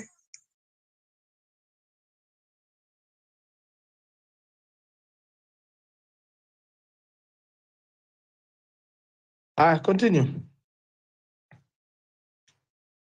So, as I was saying, we've also not been able to look at or brainstorm in terms of constitution what we can do to punish these leaders or to teach them a lesson. And I think I gave an example. I don't think there's a place where Kenyans have used the few members of parliament maybe that are there to also sign signatures against the president. Looking at the judiciary, and that's why I'm saying Ruto is not the only problem that we have. The problem is with the judiciary. We have the problem also with parliament. All the three arms of the government has problems. If we look at now the judiciary, if truly we had a serious judiciary, Ruto could have not been in power right now. If truly we had a working system and an independent judiciary, the parliament that we have right now should have been dissolved long ago because, first of all, it does not even respect the two-third gender rule. So, judiciary is also a failed system. You see, in terms of laws and policies, the way somebody was trying to say. So, like, if at all we have to handle this, we have to clean up everywhere, including our judiciary system. We have a constitution here that have never been implemented per se. So whom do we blame? Again, on that, we blame the parliament. You see? So this is my point. If at all we want to say that now we want to fight this cause, Ruto can be sent home by looking at the constitution and using the policies that are put in place, and also maybe with the mandamanos. But to be honest, mandamanos alone will not work. Somebody also talked about economic sabotage. I think it was Malia Davis. And for me, I think it is the best that we can use. Actually, those are the tools even the American use. So they can decide if at all we are going to decide on this, we are going to decide that businesses, parastatals belonging to the government, nobody is buying from them or nobody is paying tax towards that area. Because you see, I always wonder why people will accept to pay taxes and pay to buy bullets to kill them. You see, I think that is a very serious question that people should be asking themselves. So if at all we even decide that even private sector that is working with the government, you boycott. If we say we boycott Safaricom, I think this is something that worked for Raila Odinga in 2017. We decided to boycott Safaricom, and most people boycotted Safaricom to an extent. Safaricom itself came and said, we have to have a talk because our sales are reducing day by day. I think if you can remember correctly, there was something like that. So economic sabotage can also help. It's only that people are not united, as they say. People are just saying here, we are united. But the fact is, we are not united. If at all we were united, nobody would be listening to Gachagua. Nobody would even be giving Gachagua an ear. In fact, even if the local media stations give Gachagua an ear, I see Gachagua goes live on TikTok, and if you look at that live has millions of people watching Gachagua. So you cannot call that unity, and you cannot say that, honestly, we are running for a good cause. If you see people who are connected and aligned to Raila Odinga, anytime Raila speaks, they are there full swing. They want to listen. At the moment you want to listen to such kind of leaders, honestly, they will manipulate you. Same to Kalonzo. People will still listen. If these politicians tell you that you should be having a kingpin, they go to your churches, and churches actually give them that platform. Because I even saw a video where somebody, an MP was categorically, an MP from Kalenjin community, was openly saying the way Kalonzo Musyoka, you campers consider to be in the next government, talk to your son Kalonzo Musyoka. You see, if we have those kind of politics, I don't think we are going to end where each and every person actually, I'm not bragging, but for me, I believe I always work independently. And ever since I started voting, that it was in 2013, I don't think there's any time I have voted depending on psychophancy. So I know from next year, these politicians will come with 6 piece. And you will listen, you will vote 6 piece. They will come here, choose so and so. You will choose that person because your kingpin has said. So as much as we want to say that there is unity, there is no unity. And if you want to know, actually I can even read you some comments. I think I have some comments here on TikTok and I can read them aloud. And you can actually say that people are not united in this cause. The people who are united sincerely for this cause, I can say they're just a handful of people. Others are sunk into tribalism. And the moment we are sunk into tribalism, we fail to reason correctly, including those who have gone to school up to PhD level. Sometimes when you listen to them speak, you wonder if they truly went to school. So these are the real issues I was talking about that we should be able to address.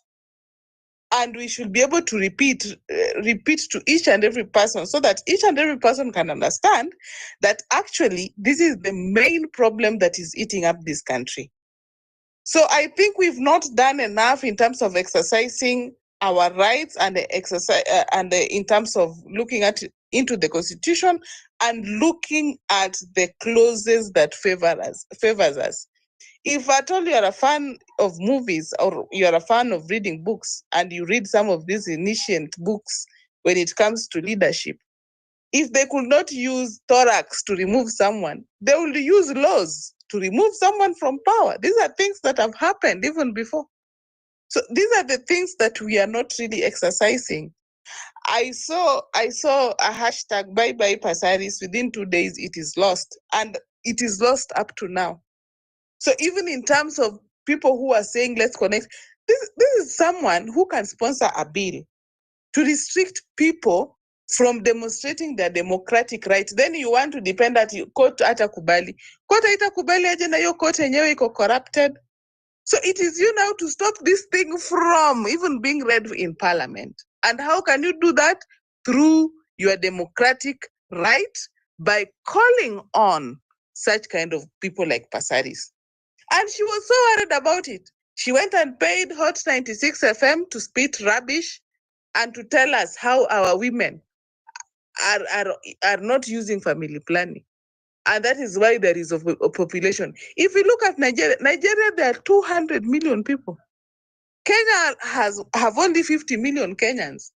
And you cannot sustain 50 million with the kind of land that we have. An MP want to grab like 1,000 hectares of land, or up to 6,000 hectares of land. Then that MP want to ask herself or himself that why are people crying? Why are there no jobs? You've grabbed literally everything. How do you expect other people to survive? So I think those are the issues Kenyans should be looking into before even talking and saying that we want so and so. Whoever is the president, I always see people saying Maraga is weak. Maraga is not weak. If Maraga was able to stop or to nullify an election, do you know the amount of pressure that man went through that time? Do you know the kind of threat maybe he might have gone through that time? Then you You tell me at Matiang'i in fact is the best. Why do you want to recycle a system? Actually, Peter hizo ndo swali huwa najiuliza na huwa nasema actually nilikuwa nimefika pale nimesema let me focus on my life and leave these things hizi vitu za politics because people don't make any sense. Honestly, if you want to speak to me about Matiang'i, if I remember correctly how Matiang'i alipewa tu docket ya interior, the thorax that he used, the courts, he defied court orders so many times when they were transporting Miguna to whichever country. They even abducted him incommunicado. Then that is the person now you want to say at yo akwanda Jubilee, sasa sisi tunapel at yo ndo opposition. Then you sit down and ask yourself, look at even Kalonzo Musyoka, look at his history. Mjamaa wa kupitia katikati, we know him. People like Martha Karua. Actually, Martha Karua, when I saw 2007 election, I think I was young. Actually, nilikuwa mdogo sana. But I would feel as a child that this woman does not love her country. Those are the people now stand here that they are fighting. Which rights? And people are clapping. Actually, we cannot ignore those things. As much as I see even comments here, people are saying, oh, we should be ignoring those things, those leaders. We cannot ignore such things. Because those leaders have also influence. There are people who are following those leaders. And if you cannot pump the truth into those people, then there is nothing we are doing. If you cannot pump to people who are supporting Raila Odinga that, no, look at this thing this way. Raila Odinga has been in this position. He has, for the longest time, joined the government. But honestly, he's telling us right now, he's doing some development because he joined Ruto. He has been joining other governments. Why has he not been doing this development he's claiming to be talking about right now? Those are the questions that people should be asking these leaders. We cannot assume that we should not talk about Gachagua, atiyo Gachagua huko. Hakuna kitu kama hiyo. Because for the moment, I myself am telling you, Peter, I'm finishing. The truth is, anybody aligned to Gachagua, I cannot vote for that person. Because the truth is, Gachagua will be in the government indirectly. I cannot waste my vote. So I think those are the real issues people should be looking into. Thank you, Pipita. All right, thank you. It's 8:30 p.m. East African time, ladies and gentlemen. Mine is to remind you to support the show. Let's go to Wangeshi. Hi, sorry, I forgot I was Wangeshi. That's my Kikuyu name. So I would like to echo some of the words some of the speakers have talked about. One is we can never be able to remove Ruto through the ballot. That is one thing that is for sure. One, remember this man was an underdog wakati wa last election. He did not have the deep state on his side, and he still became the president.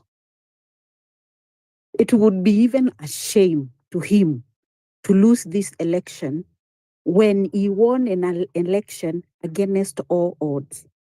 Remember hata pesa ilichangiwa. You remember they even changed the 1,000 note because there was this thing that he had money in his house, which he was giving churches and bribing voters and everything. And the government went ahead and changed the money. But bado pesa ya huyo mzee haikuisha, he still won that election. It would be even weird for him now to even lose an election kama aliweza, yani alikula ng'ombe nzima ashindwe na mkia. So he is going to do anything. Because he only compromised one person at IBC. Let's say only one person, because Chebukati was the person. The other people are what they could not do anything. So I don't know what level of bribery he did to Chebukati. Chebukati has died. We will never know. And he did not talk like Kivuitu before he died and said anything. He never said anything. We don't know why he died so early without telling us what he was supposed to tell us. So this is a guy who, hata kama ni mimi, hata mimi nilishinda election kwa those hard situation, alafu nikuje tu kushindwa and I have all the instruments of power with me. It cannot happen. This guy is not going anywhere. We are waiting to throw him out through the elections. It is not going to happen because it is impossible. And there are also other indicators that this guy is not ready to go. When someone starts to build something permanent in a temporary place, it means he's not going anywhere. Ameanza kujenga church and he has defended that church. That is costing a lot of money in a place where he is not supposed to be there for the rest of his life. So who is that stupid person who goes, chucks all his money, and it's not small money, to build something he knows he's going to leave? $1 billion shillings. $1 billion, yes. I don't think hata we ukifikiria we mwenyewe tuseme uko kwa nyumba ya landlord and you start putting gypsum in that house, you start changing structure, kwanza unaanza kuongeza rooms zingine, you start doing like that. Are you really willing to leave that house? Hata landlord will start getting worried. Kaanza kushindwa, unaweka gypsum, unataka ukitoka hapa uniambie nikulipe gypsum yako ama nini? Una change tiles, you even change the doors, unaweka nini, unaweka alarm system, unaweka vitu permanent fixtures in that house where you cannot live with.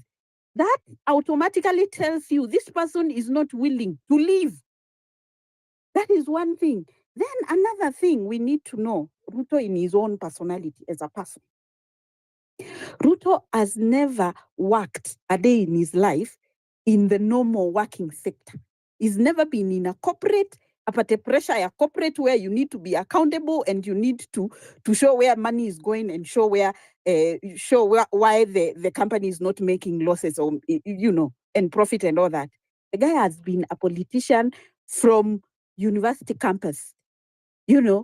This guy was a politician. He was inducted in politics by Moi. He was a student leader.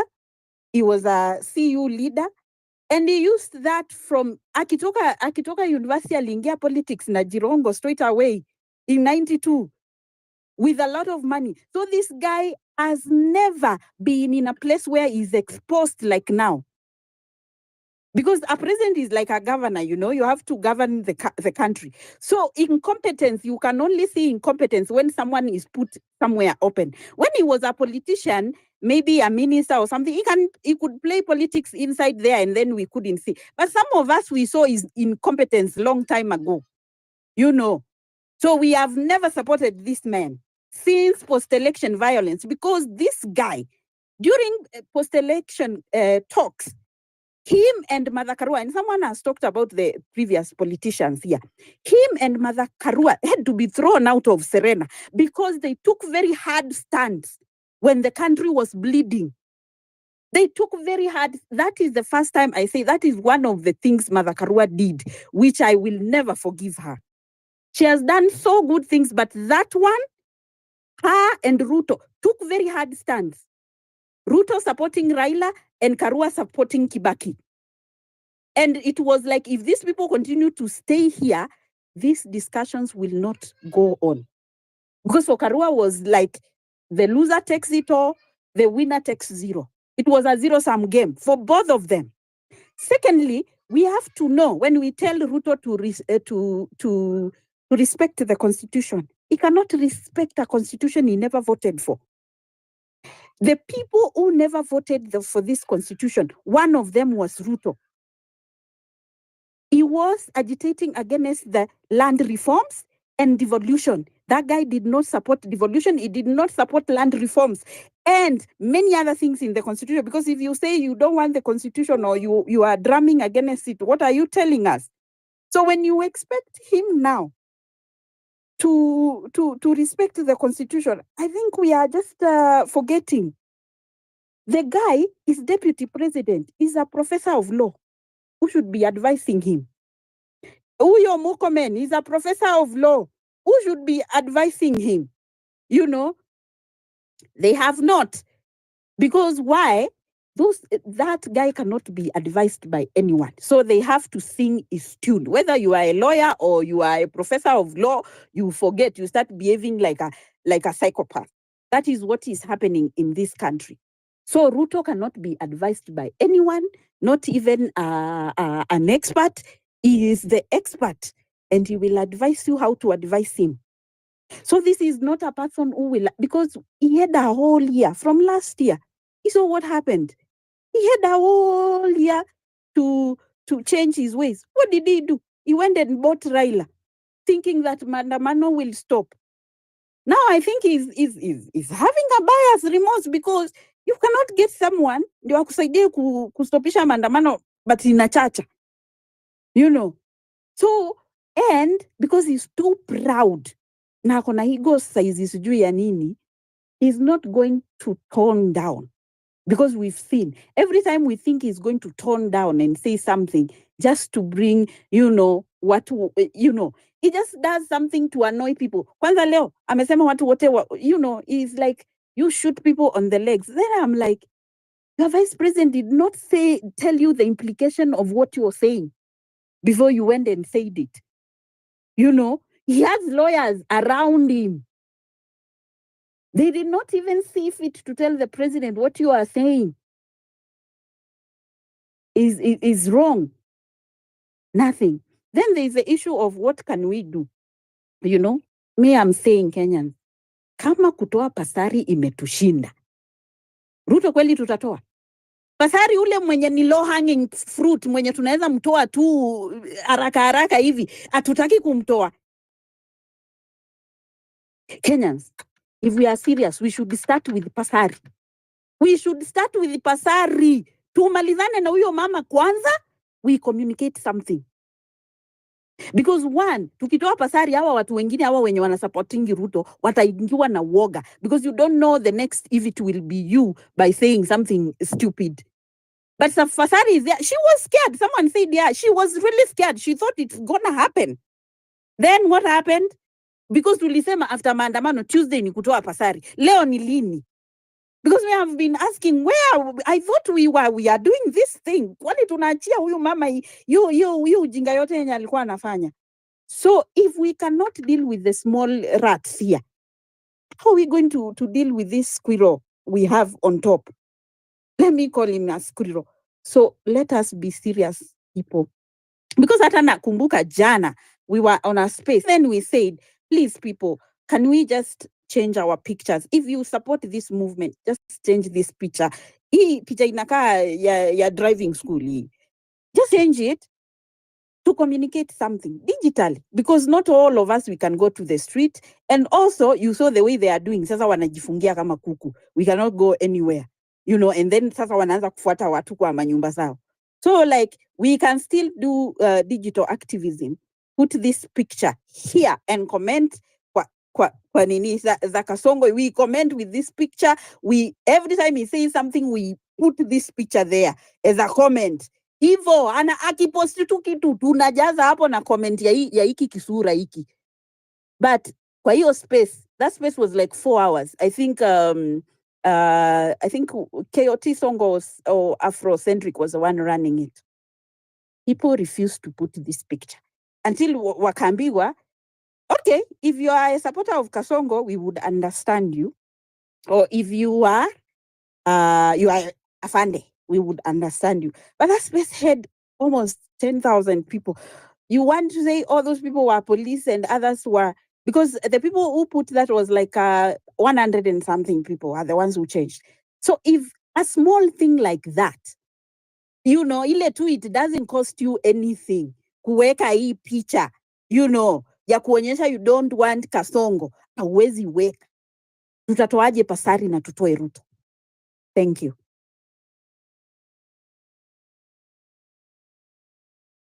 Okay, asante sana Makizela. Okay, asante sana Makizela for your submission. Dolphin, your hand was raised up first, and I see Ebucheki is here with us, and then we can go to Mwabili Mwagodi. Dolphin.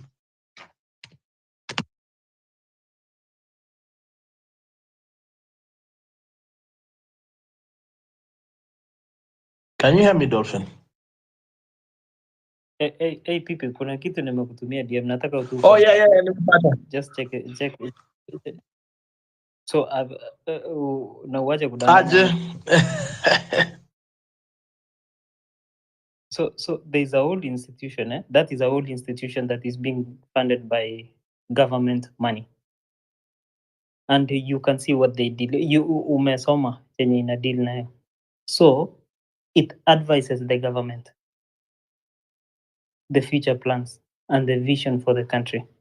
So the moment that public policy document, it's a written document that has to be enshrined within the constitution and it has to be acted upon.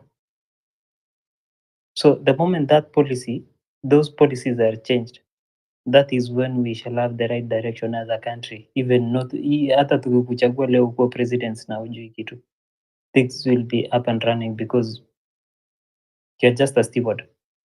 Lakini kuna watu wenye wanafanya nini? Kuna watu wenye wanafanya kazi. So thinking that you know people like massaging their egos that this and that, this and that, this and that. The strategy is not going to the streets and singing Kasongo must go each and every time. You have to have a solid thing that you stand for. You have to make something work. Going to remove a president, a sitting president for that matter, needs a real sacrifice. Hiyo kitu inahitaji pesa. It needs a real plan. Who is going to back you? Who is going to back you? What is going to happen to the economy next? Ati ni kitu unaamka kwa kabetsita kako, unaenda kwa barabara, mnapigana mawe, unakula tear gas na unaenda nyumbani. Tomorrow unaamka siji. So it needs a plan generally. The second thing, the interference of the foreign powers also plays part in this. Mwezi amka tu na kwenda, you have to start first. This guy ana deal na hii, then we can do away with that so that when you remain with one thing to concentrate on, the plans can go through. Lakini ujinga ya kuja kupigwa sama solapa na watu wawili, watu watatu, while they are being paid to run that agenda. They will tell you what you want to listen to. At the end of the day, watu wameshika pesa zao, watu wameishia. I'm not saying that the movement is bad or it's something, but you have to think about yourself. You have to think about the nation. You have to think about the activities that will happen tomorrow. No one needs bad governance tukiwa na kila kitu, but it has to be done in such a way that people do not lose their lives. It has to be done in such a way that kila mtu atafanya nini? Ataridhika. I'm not into business of people going to the streets getting shot and watu wanaendelea na maisha yao. This business of people going to loot some other people's business, burning their own police stations, showing that you are against the government. No, you need help from that police station tomorrow. Watu mnakimbia hospitali kwenda kuvunja mahospitali. That is wrong. You're going to burn someone's supermarket. That is wrong. You're going to steal from someone's shop. That is wrong. Settling your scores through politics. Also, that is wrong. And as Kenyans, mahali penye watu wamefikia, I don't think the achievement of this movement is going to be met because of what?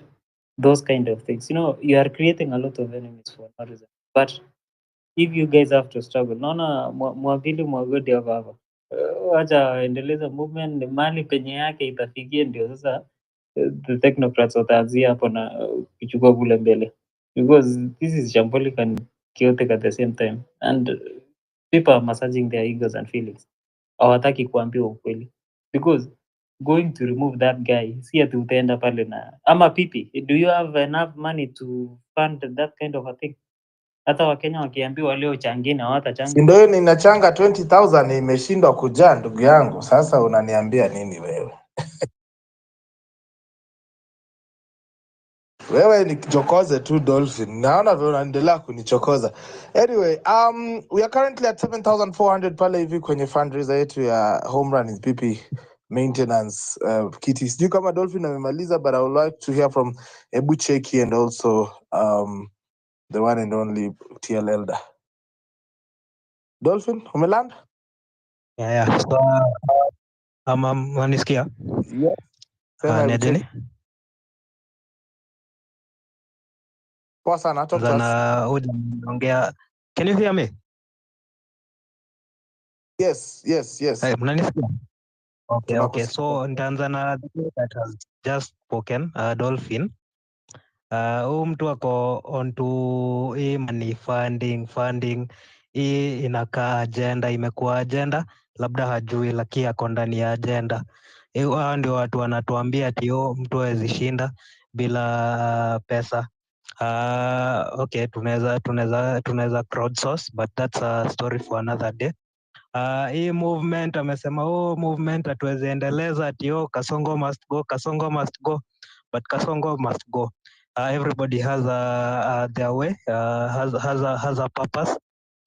Venye wata fight this fight, na demos ni one of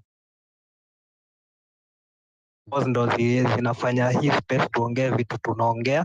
Demos ndio inafanya the very many Gen Zs who did not vote in 2022 or vote 2027.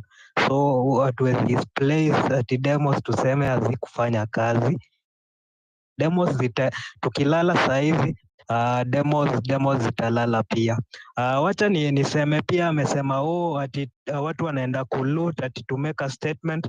Let me tell you, demos ndo zimetufikisha hapa mahali.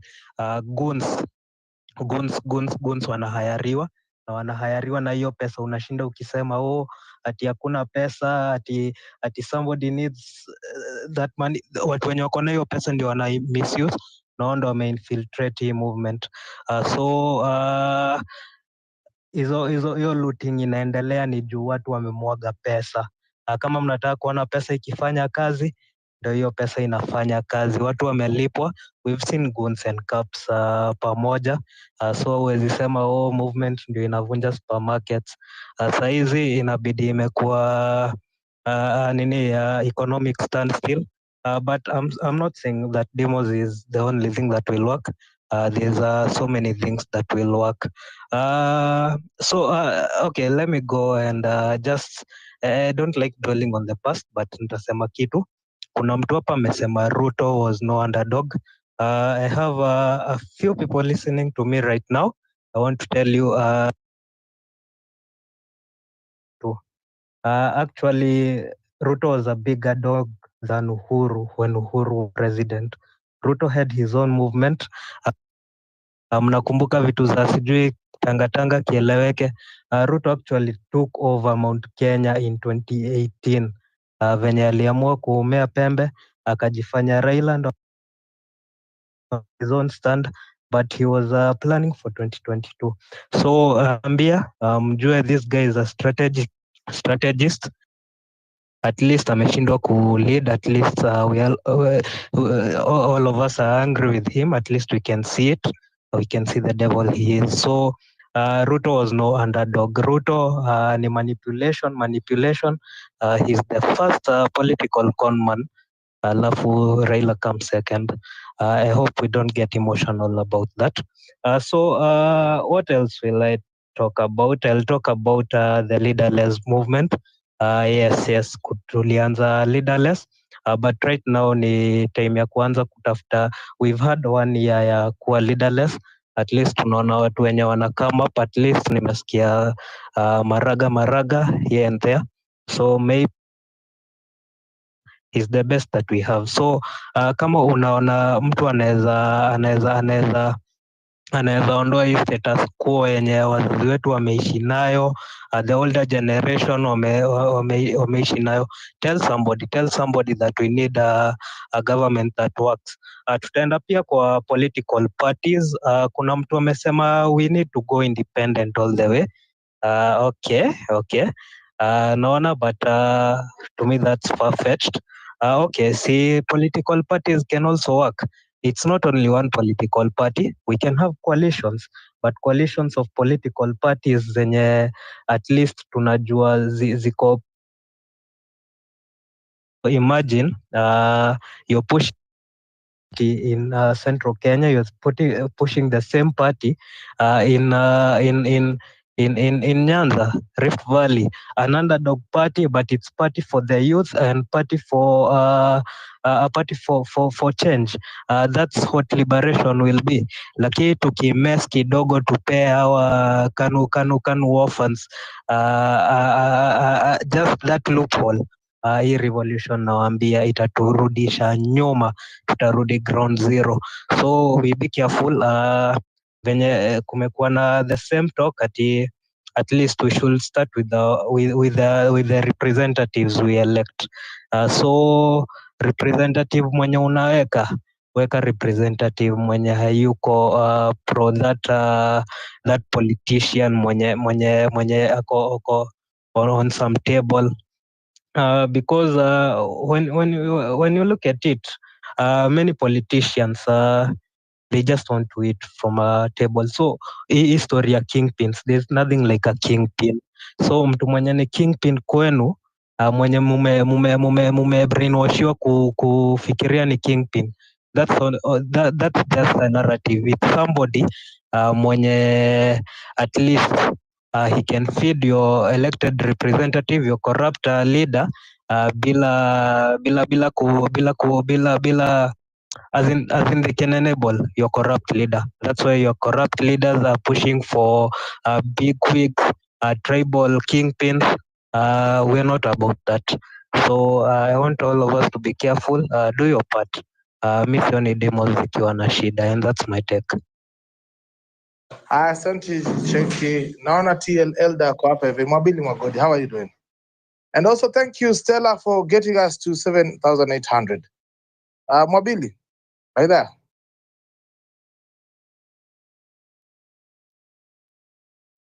Mwabili? TL Elder? Okay. Japonji. Hey, Pipita. Vipi Mwabili? Sorry. Can you hear me now? Yes, I can hear you loud and clear. I think I've been having a challenge with my internet. I've been dropping out, dropping in. I have no idea why. I've stayed here for the past 30 minutes or 12 minutes, but nimekuwa na challenge na internet. But I've been hearing people speak, even though it was dropping me out. I have an S25 Ultra, so ina balance out mambo za internet. So people wanaendelea kuongea, mimi narudi naingia, things like that. I'm just saying this. I hope Olwande is still here. Wangeshi Mwadime, I'm assuming, is my sister-in-law. She's married to a Taita man. Dolphin, I am going to respond to you. I've written notes actually, Pipita. And Olwande has talked about, Grace Olwande has spoken something to do with Maraga.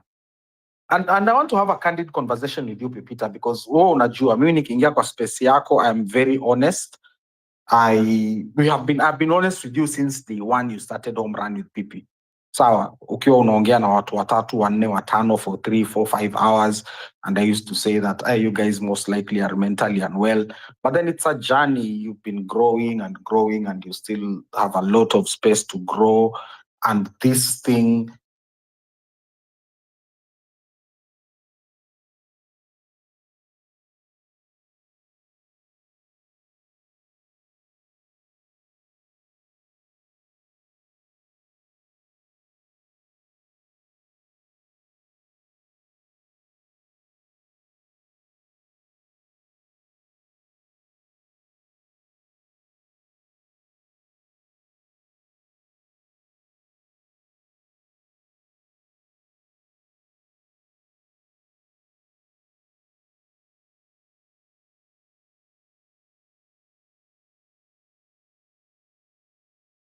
science backs this. And me didn't know the science behind it.